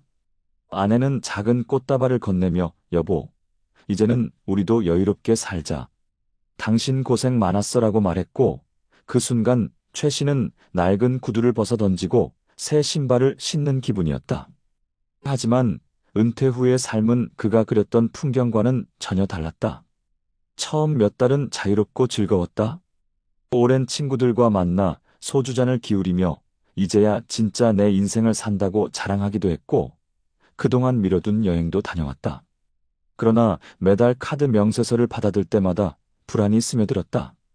국민연금으로 들어오는 돈은 120만 원 남짓이었지만 아파트 관리비와 각종 공과금만 해도 40만 원을 훌쩍 넘었고 부부가 먹고 사는데 드는 생활비는 늘 200만 원 가까이 들었다. 은퇴 후 늘어난 병원비는 매달 30만 원을 넘겼고 혈압약과 콜레스테롤 약은 꼭 챙겨야 했으며 진료비는 해마다 오르고 있었다. 2025년에 물가는 무섭게 치솟았다. 마트에 가면 라면 한 봉지가 1,000원을 넘어섰고 과일값은 제철임에도 예전에 2배가 되어 있었다. 최 씨는 조금 아껴 쓰면 되겠지라고 스스로를 다독였지만 명절이 다가오면 자녀들에게 챙겨줄 용돈이 필요했고 친지 경조사에 나가면 최소한의 체면을 지켜야 했다. 특히 외아들이 결혼을 준비하면서 전세 보증금 일부를 보태주고 나니 통장은 눈에 띄게 줄어들었다. 그는 매번 내가 평생 일해서 모은 돈이 이렇게 빨리 사라질 줄이야 라고 중얼거렸다. 가장 큰 충격은 생활비가 줄어들기는커녕 오히려 늘어난다는 사실이었다. 아내와 둘이서만 살아가는데도 한 달에 450만 원 가까이 지출이 나갔다. 국민연금과 약간의 이자로는 턱없이 부족해 결국 퇴직금에서 매달 돈을 빼쓰는 생활이 이어졌다. 이자는 연 2~3%에 불과해 물가를 따라가지 못했고 주식에 투자해보려 했지만 손실만 늘어나자 더는 손댈 수가 없었다. 마트 계산대 앞에서 카드 한도를 확인하느라 순서를 미루는 날이 잦아졌고 아내는 당신, 이번 달 병원비가 또 올랐는데 어떡하지? 라고 물으며 깊은 한숨을 내쉬었다. 집안 구석에 놓인 낡은 구두를 바라볼 때마다 최 씨는 그 구두와 함께 흘러간 세월과 그렇게 버텨 모은 돈이 허무하게 줄어드는 현실을 떠올렸다. 은퇴 당시 1억 6천만 원이던 퇴직금은 65이 되기도 전에 절반 이하로 줄어들었고 남은 돈으로 앞으로 몇 년을 버틸 수 있을지 계산조차 하기 싫어졌다. 가장 마음이 무너진 날은 손주의 돌잔치였다. 평생 처음 보는 손주에게 해주고 싶은 선물이 많았지만 통장 잔고를 확인한 순간 아무것도 할 수 없음을 깨닫고 결국 빈손으로 행사에 참석했다. 가족 앞에서 내색은 하지 않았지만 집에 돌아와 신발장 앞에 쌓인 낡은 구두를 한참 바라보다가 결국 눈시울이 붉어졌다. 내가 이 구두를 신고 매일같이 현장을 뛰어다니며 버틴 이유가 이런 삶이었나 차책이 목구멍까지 차올랐다. 하지만 그날 이후 그는 조금씩 변화를 모색하기 시작했다. 우연히 동네 복지관 게시판에서 시니어 금융교실이라는 안내문을 보게 된 것이다. 은퇴 후 생활비 구조 점검이라는 강의 제목이 눈에 들어왔고 그는 망설임 끝에 신청했다. 교실에 들어가 강사의 설명을 들으며 자신의 소비 구조를 직접 적어 내려갔을 때 비로소 문제의 본질이 보였다.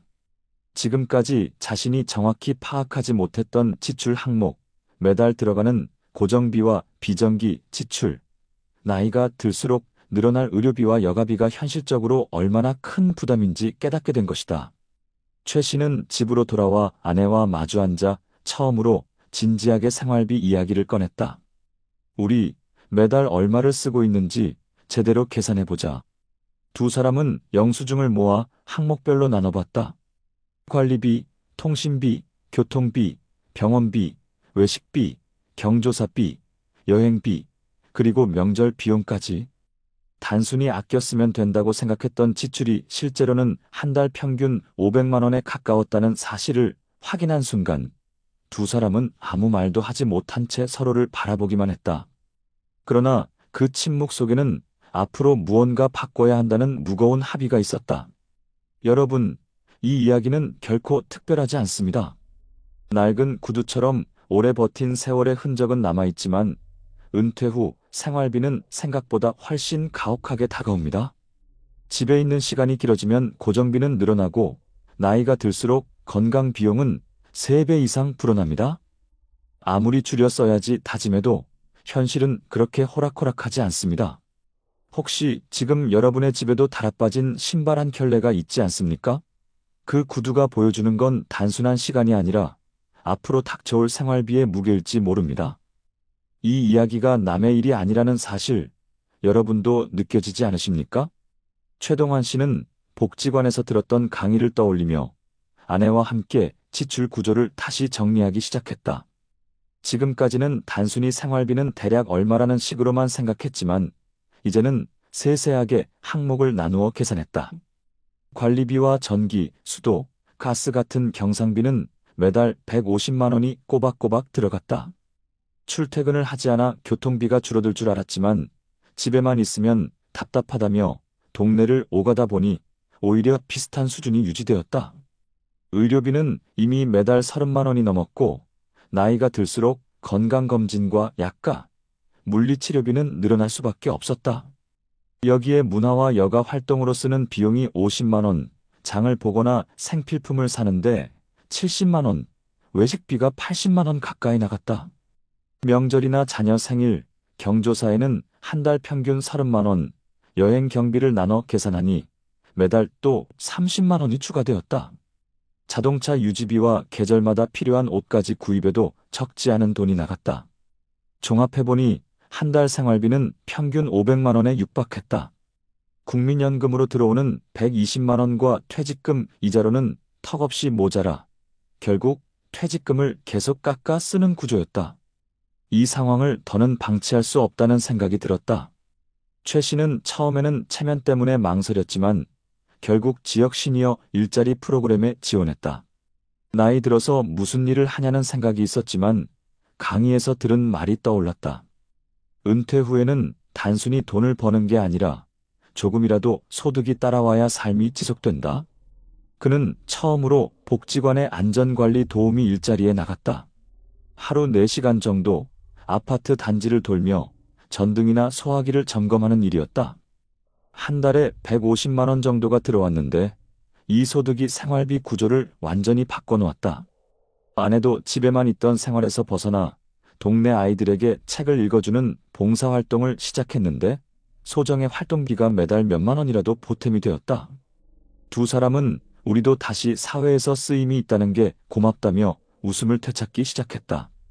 생활비를 정확히 계산하면서 우선순위를 정한 것도 큰 변화였다. 불필요한 외식은 줄이고 여행은 1년에 한 번으로 제한했다. 대신 가까운 공원을 걷거나 복지관에서 무료로 운영하는 강좌에 참여하면서 비용을 줄였다. 관리비 절감을 위해 전기를 절약하고 필요 없는 케이블 채널을 해지하면서 매달 몇만 원이라도 아낄 수 있었다. 무엇보다 큰 깨달음은 생활비는 은퇴하면 줄어든다는 생각이 얼마나 위험한 착각이었는지 알게 된 것이다. 은퇴 전에는 주말에만 쓰던 여가 비용이 평일까지 늘어나고 나이가 들수록 의료비가 기하급수적으로 늘어난다. 집에 있는 시간이 길어질수록 전기세, 난방비 같은 고정비는 오히려 더 올라간다. 최 씨는 내가 현장에 나가 땀 흘리며 번 돈보다 은퇴 후 지출이 더 무섭다는 사실을 몸으로 느꼈다. 그는 아내와 함께 노트를 만들어 은퇴 가계부를 작성하기 시작했다. 각 항목별로 현재 쓰는 금액과 앞으로 예상되는 증가분을 적어두었고 최소한의 기준선과 목표선을 나눠 기록했다. 의료비는 앞으로 3배 이상 늘어날 수 있다는 점을 고려해 별도의 통장을 만들고 매달 일정 금액을 따로 모으기로 했다. 여행비는 줄이되 대신 저렴하게 갈 수 있는 프로그램을 찾아보기로 했고 경조사비는 형식에 매이지 않고 진심을 담아 표현하는 방식으로 조정했다. 이 과정을 거치면서 부부의 삶에는 조금씩 안정이 찾아왔다. 매달 퇴직금에서 빼쓰던 금액이 줄어들면서 남은 자산이 버틸 수 있는 기간이 길어졌고 부분 소득이 더해지면서 적어도 66 이후에도 생활을 이어갈 수 있는 희망이 보였다. 최 씨는 여전히 신발장 앞에 놓인 낡은 구두를 바라보며 지난 세월을 떠올리곤 했다. 하지만 이제 그 구두는 단순히 무너진 기억이 아니라 다시 서서히 걸어나갈 수 있다는 상징이 되었다. 내가 평생을 버텨온 이 구두처럼 우리 삶도 다시 버틸 수 있다. 여러분, 이 이야기는 특별한 한 사람의 사례가 아니라 지금 대한민국 50대와 60대 부부들에게 닥칠 수 있는 현실입니다. 생활비는 결코 줄어들지 않습니다. 오히려 늘어납니다. 하지만 지금부터라도 정확히 계산하고 작은 소득을 만들고 복지제도와 지역 프로그램을 적극적으로 활용한다면 길은 열립니다. 남은 자산이 얼마나 있느냐보다 중요한 건 구조를 어떻게 관리하느냐입니다. 낡은 구두처럼 닳아버린 세월이 남아있어도 다시 걷기 시작할 힘은 우리 안에 있습니다. 오늘 이 순간 여러분이 그 첫 발을 내디딘다면 은퇴 후의 생활비는 더 이상 공포가 아니라 준비된 미래가 될 수 있습니다. 여러분 어떠시나요? 위의 사례는 정말 비참하고 서글픈 인생 아닌가요? 하지만 지금부터 소개해드리는 사례는 정반대의 선택으로 행복한 노후를 보내고 있는 분을 소개해드리겠습니다.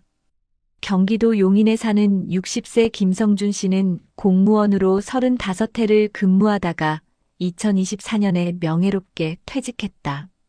세무과에서 근무하며 매일같이 수많은 민원인들을 상대하느라 힘든 날도 많았지만 그는 늘 가족과 함께하는 시간을 놓치지 않으려 애썼다. 김 씨의 가장 큰 자산은 눈에 보이는 돈보다 꾸준한 준비 습관이었다. 젊었을 때부터 그는 매달 일정액을 연금저축과 퇴직연금에 넣었고 무리한 투자 대신 원칙을 지키며 생활을 설계해왔다. 여보, 이번 달도 연금저축 빠져나갔지? 응, 당신 월급 날마다 꼬박꼬박 나가. 벌써 20년 넘었네. 아내 이정혜 씨와의 대화는 언제나 그렇게 단순했지만 그 단순함 속에서 가족의 미래는 차곡차곡 쌓였다. 퇴직한 뒤 김 씨가 받는 공무원 연금은 매달 약 240만 원.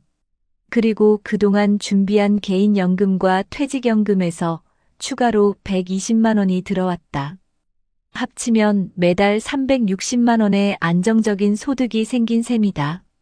여기에 그가 꾸준히 모아둔 예금과 채권 투자금은 약 1억 2천만 원, 비상시를 위한 안전망 역할을 하고 있었다. 은퇴 직후에는 잠시 불안이 몰려오기도 했다. 뉴스에서는 연일 고령층 빈곤율 OECD 1위, 국민연금 고갈 우려 같은 기사들이 쏟아져 나왔다. 하지만 김 씨는 스스로 계산해본 생활비 구조를 꺼내보며 마음을 다잡았다. 이미 오래전부터 가계부에 은퇴 후 예상 지출 항목을 따로 정리해둔 덕분이었다.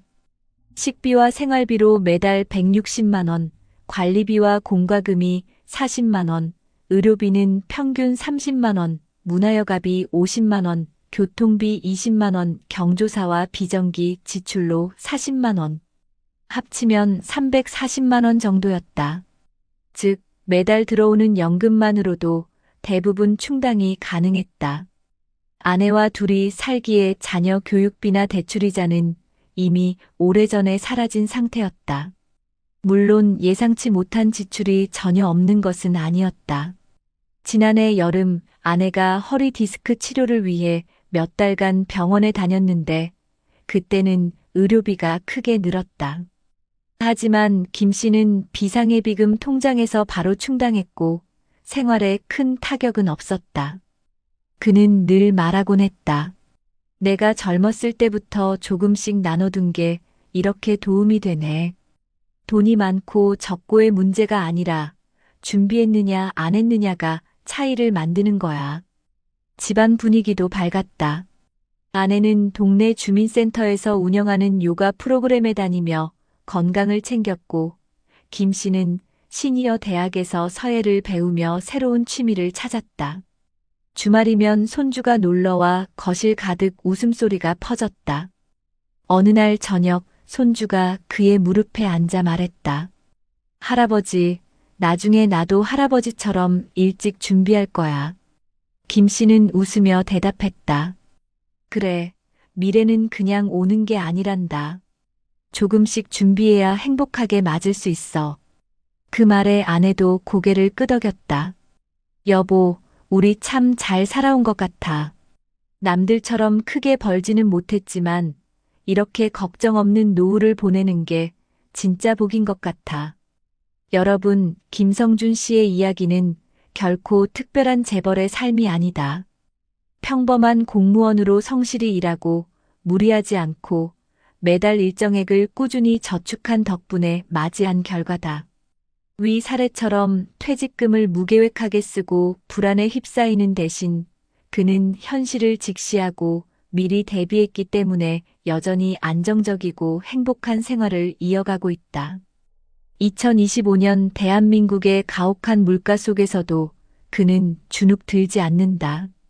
김성준 씨의 하루는 단조롭지만 안정적이었다. 아침 6시면 일찍 일어나 동네 공원을 천천히 걸으며 건강을 챙겼다.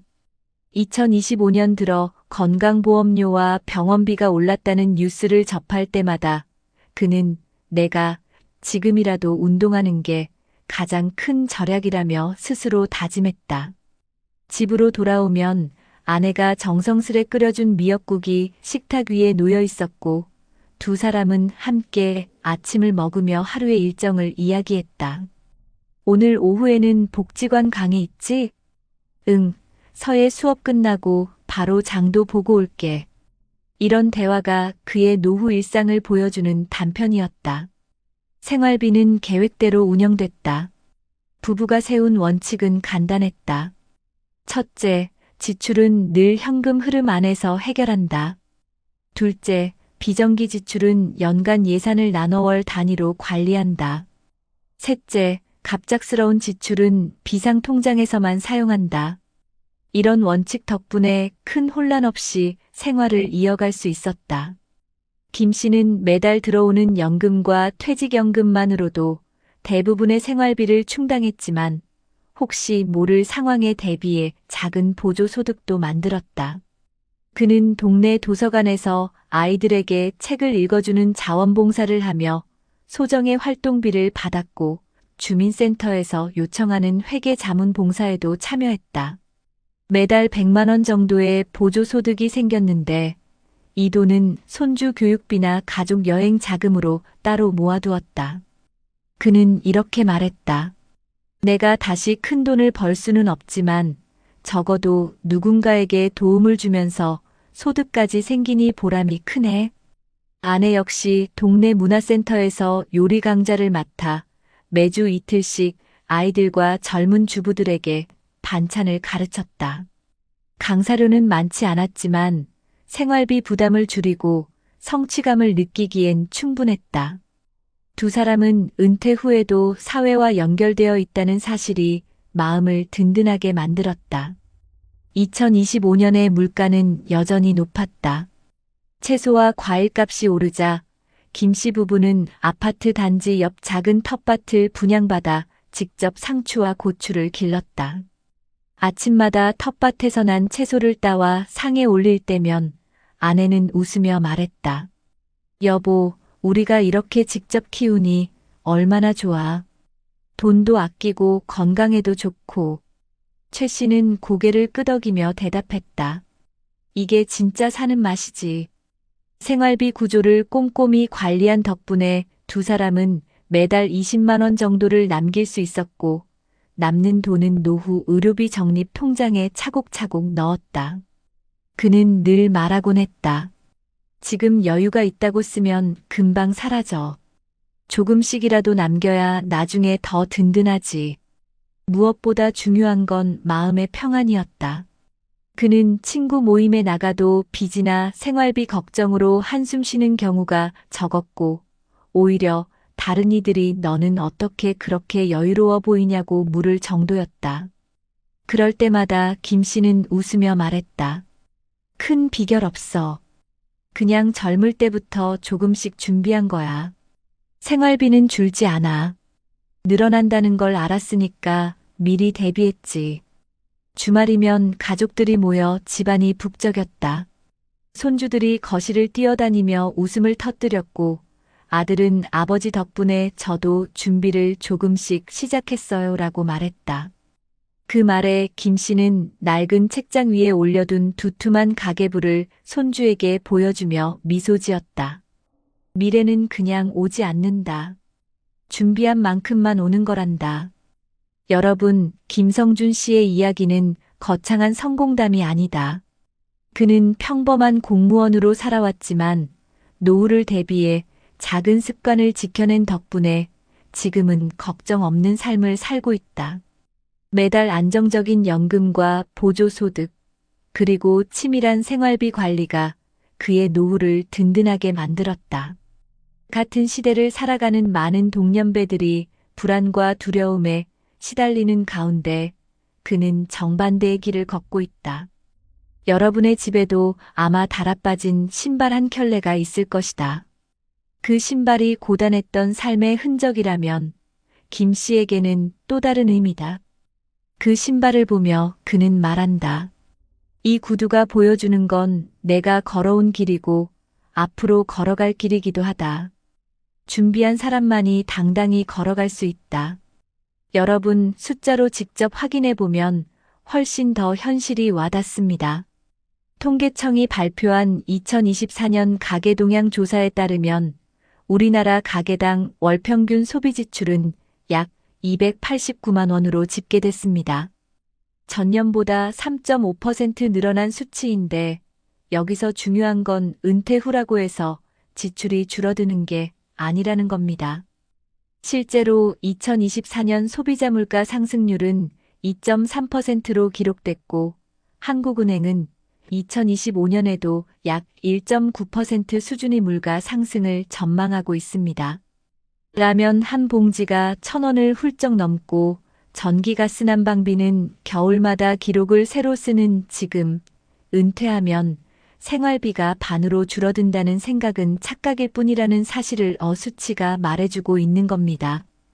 특히 의료비는 은퇴 후 생활비의 핵심 변수입니다. 건강보험공단 자료를 보면 2023년 기준으로 65세 이상 고령자의 1인당 연평균 진료비가 약 543만 원이었는데 65세 미만 성인의 평균이 146만 원 수준이었으니 3배 이상 차이가 나는 겁니다. 단순히 병원에 아파서 가는 비용뿐만 아니라 각종 건강검진, 영양제, 물리치료 같은 예방적 지출도 늘어나면서 의료비는 사실상 고정비처럼 바뀌어 버린다는 뜻이죠. 게다가 장기요양보험도 해마다 올라가고 있습니다. 2024년 장기요양보험료율은 소득의 0.9182%로 결정되었는데 세대당 평균 보험료만 해도 월 1만 6천 원이 넘습니다. 앞으로 고령층이 늘어날수록 이 비용은 더 커질 수밖에 없습니다. 인구 구조도 무시할 수 없습니다. 한국의 사회 지표에 따르면 2024년 65세 이상 인구 비중이 19.2%까지 올라갔습니다. 고령 인구가 많아지면 많아질수록 의료 돌봄 지출이 늘어날 건 자명합니다. 이런 배경에서 전문가들은 한 목소리로 은퇴하면 줄어드는 건 자녀 교육비나 대출 상환 정도일 뿐 나머지 지출은 거의 다 늘어난다고 지적합니다. 실제로 한국 의료 패널 자료를 보면 퇴직 이후 줄어드는 항목은 극히 제한적이고 난방전기 같은 에너지비, 문화여가비, 외식비, 건강관리 비용은 모두 증가세를 보이고 있습니다. 여러분, 여기서 또 하나 중요한 사실이 있습니다. 소득은 줄어드는데 지출은 늘어나니 결국 빈곤율이 높아질 수밖에 없는 구조라는 겁니다. OECD 자료에 따르면 한국의 65세 이상 노인 상대적 빈곤율은 무려 30%에서 40%에 이릅니다. 이는 OECD 국가들 중 가장 높은 수준입니다. 연금을 받는다 해도 부족할 수밖에 없는 이유죠.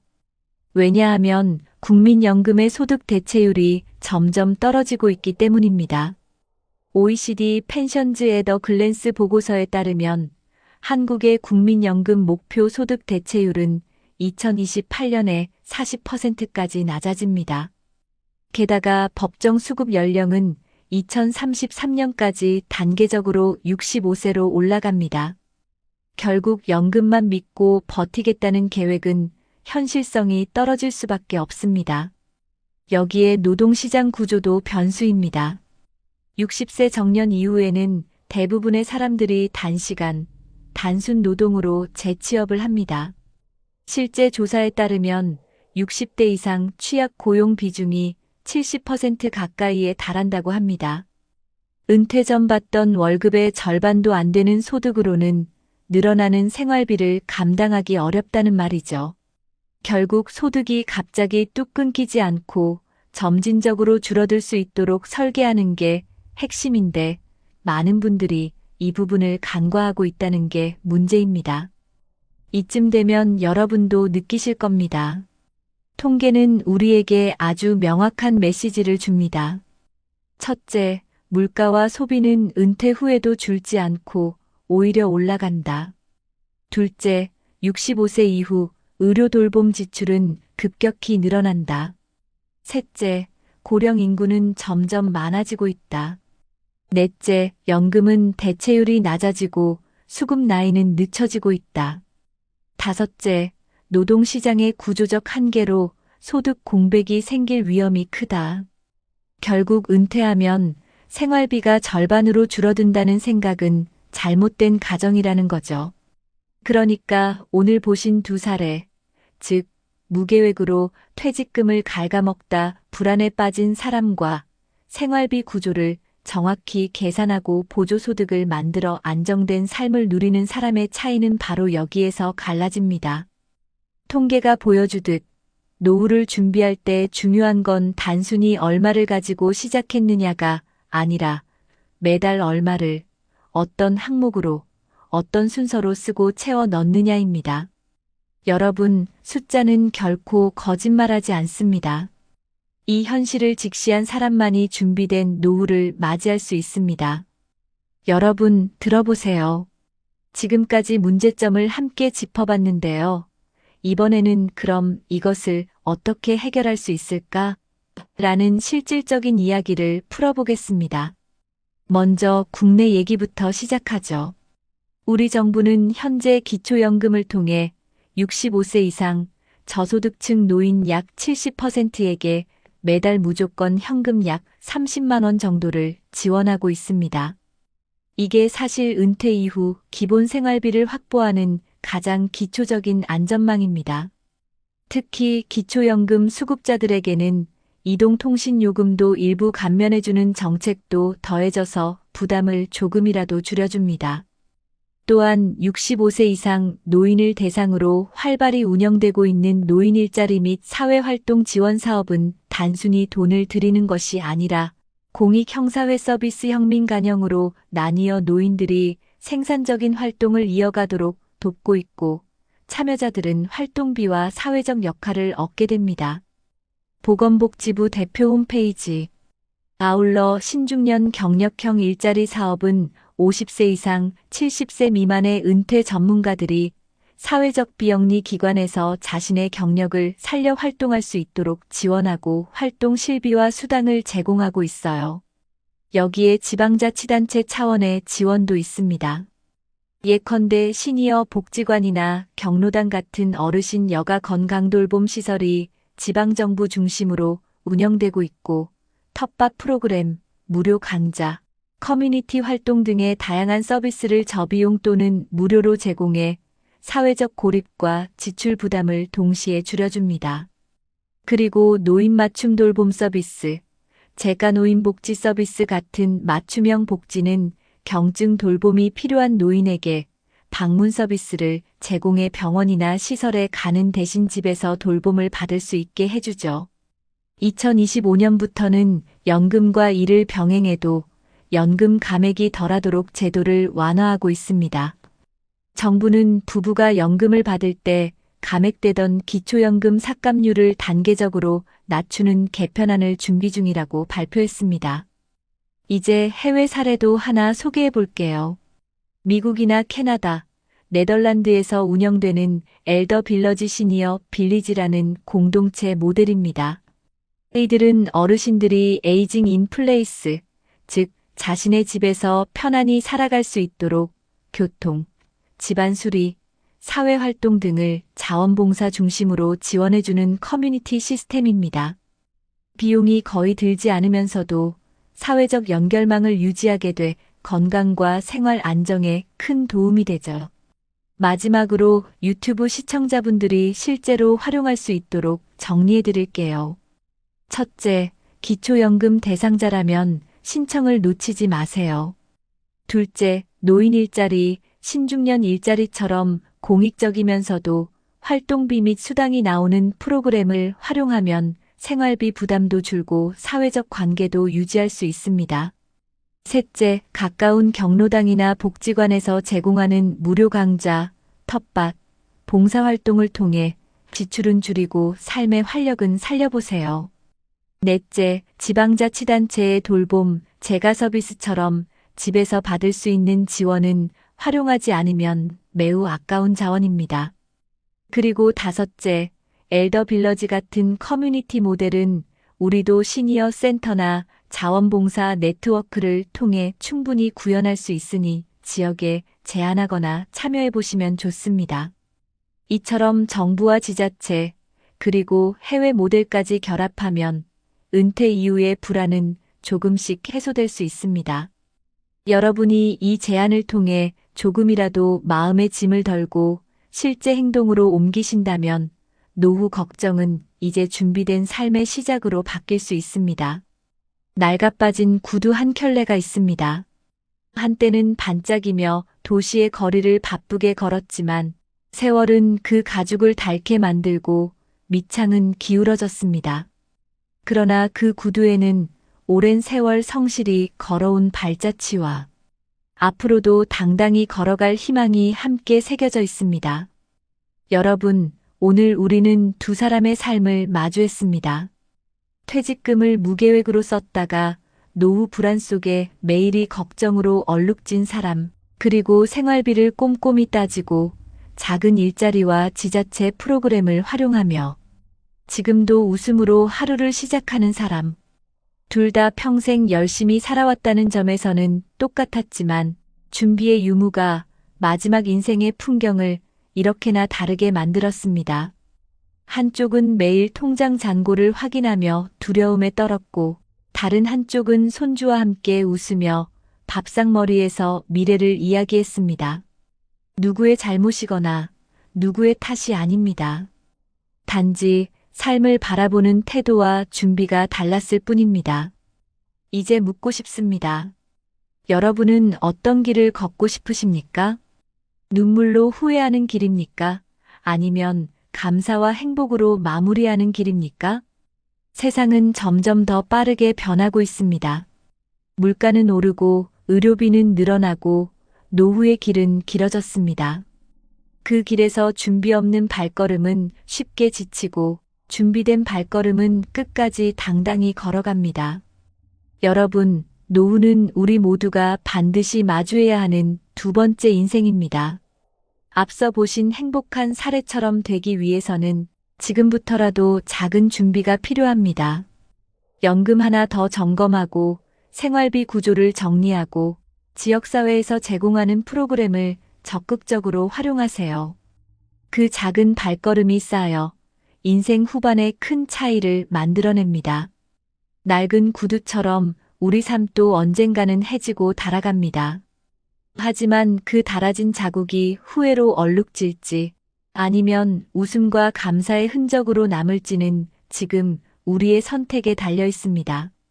여러분, 오늘 이 영상을 보신 모든 50대, 60대, 70대 여러분, 당신의 구두는 여전히 걸을 힘이 남아 있습니다. 이제는 눈물의 길이 아니라 희망의 길로 나아가시길 바랍니다. 이 길의 끝에서 손주들이 할아버지, 할머니 참 멋지다라고 말할 수 있도록 남은 인생을 누구보다 아름답고 당당하게 걸어가시길 응원합니다. 여러분, 오늘도 함께 걸어가 주셔서 감사합니다. 그리고 앞으로도 당신의 구두는 행복한 내일을 향해 걸어갈 수 있습니다.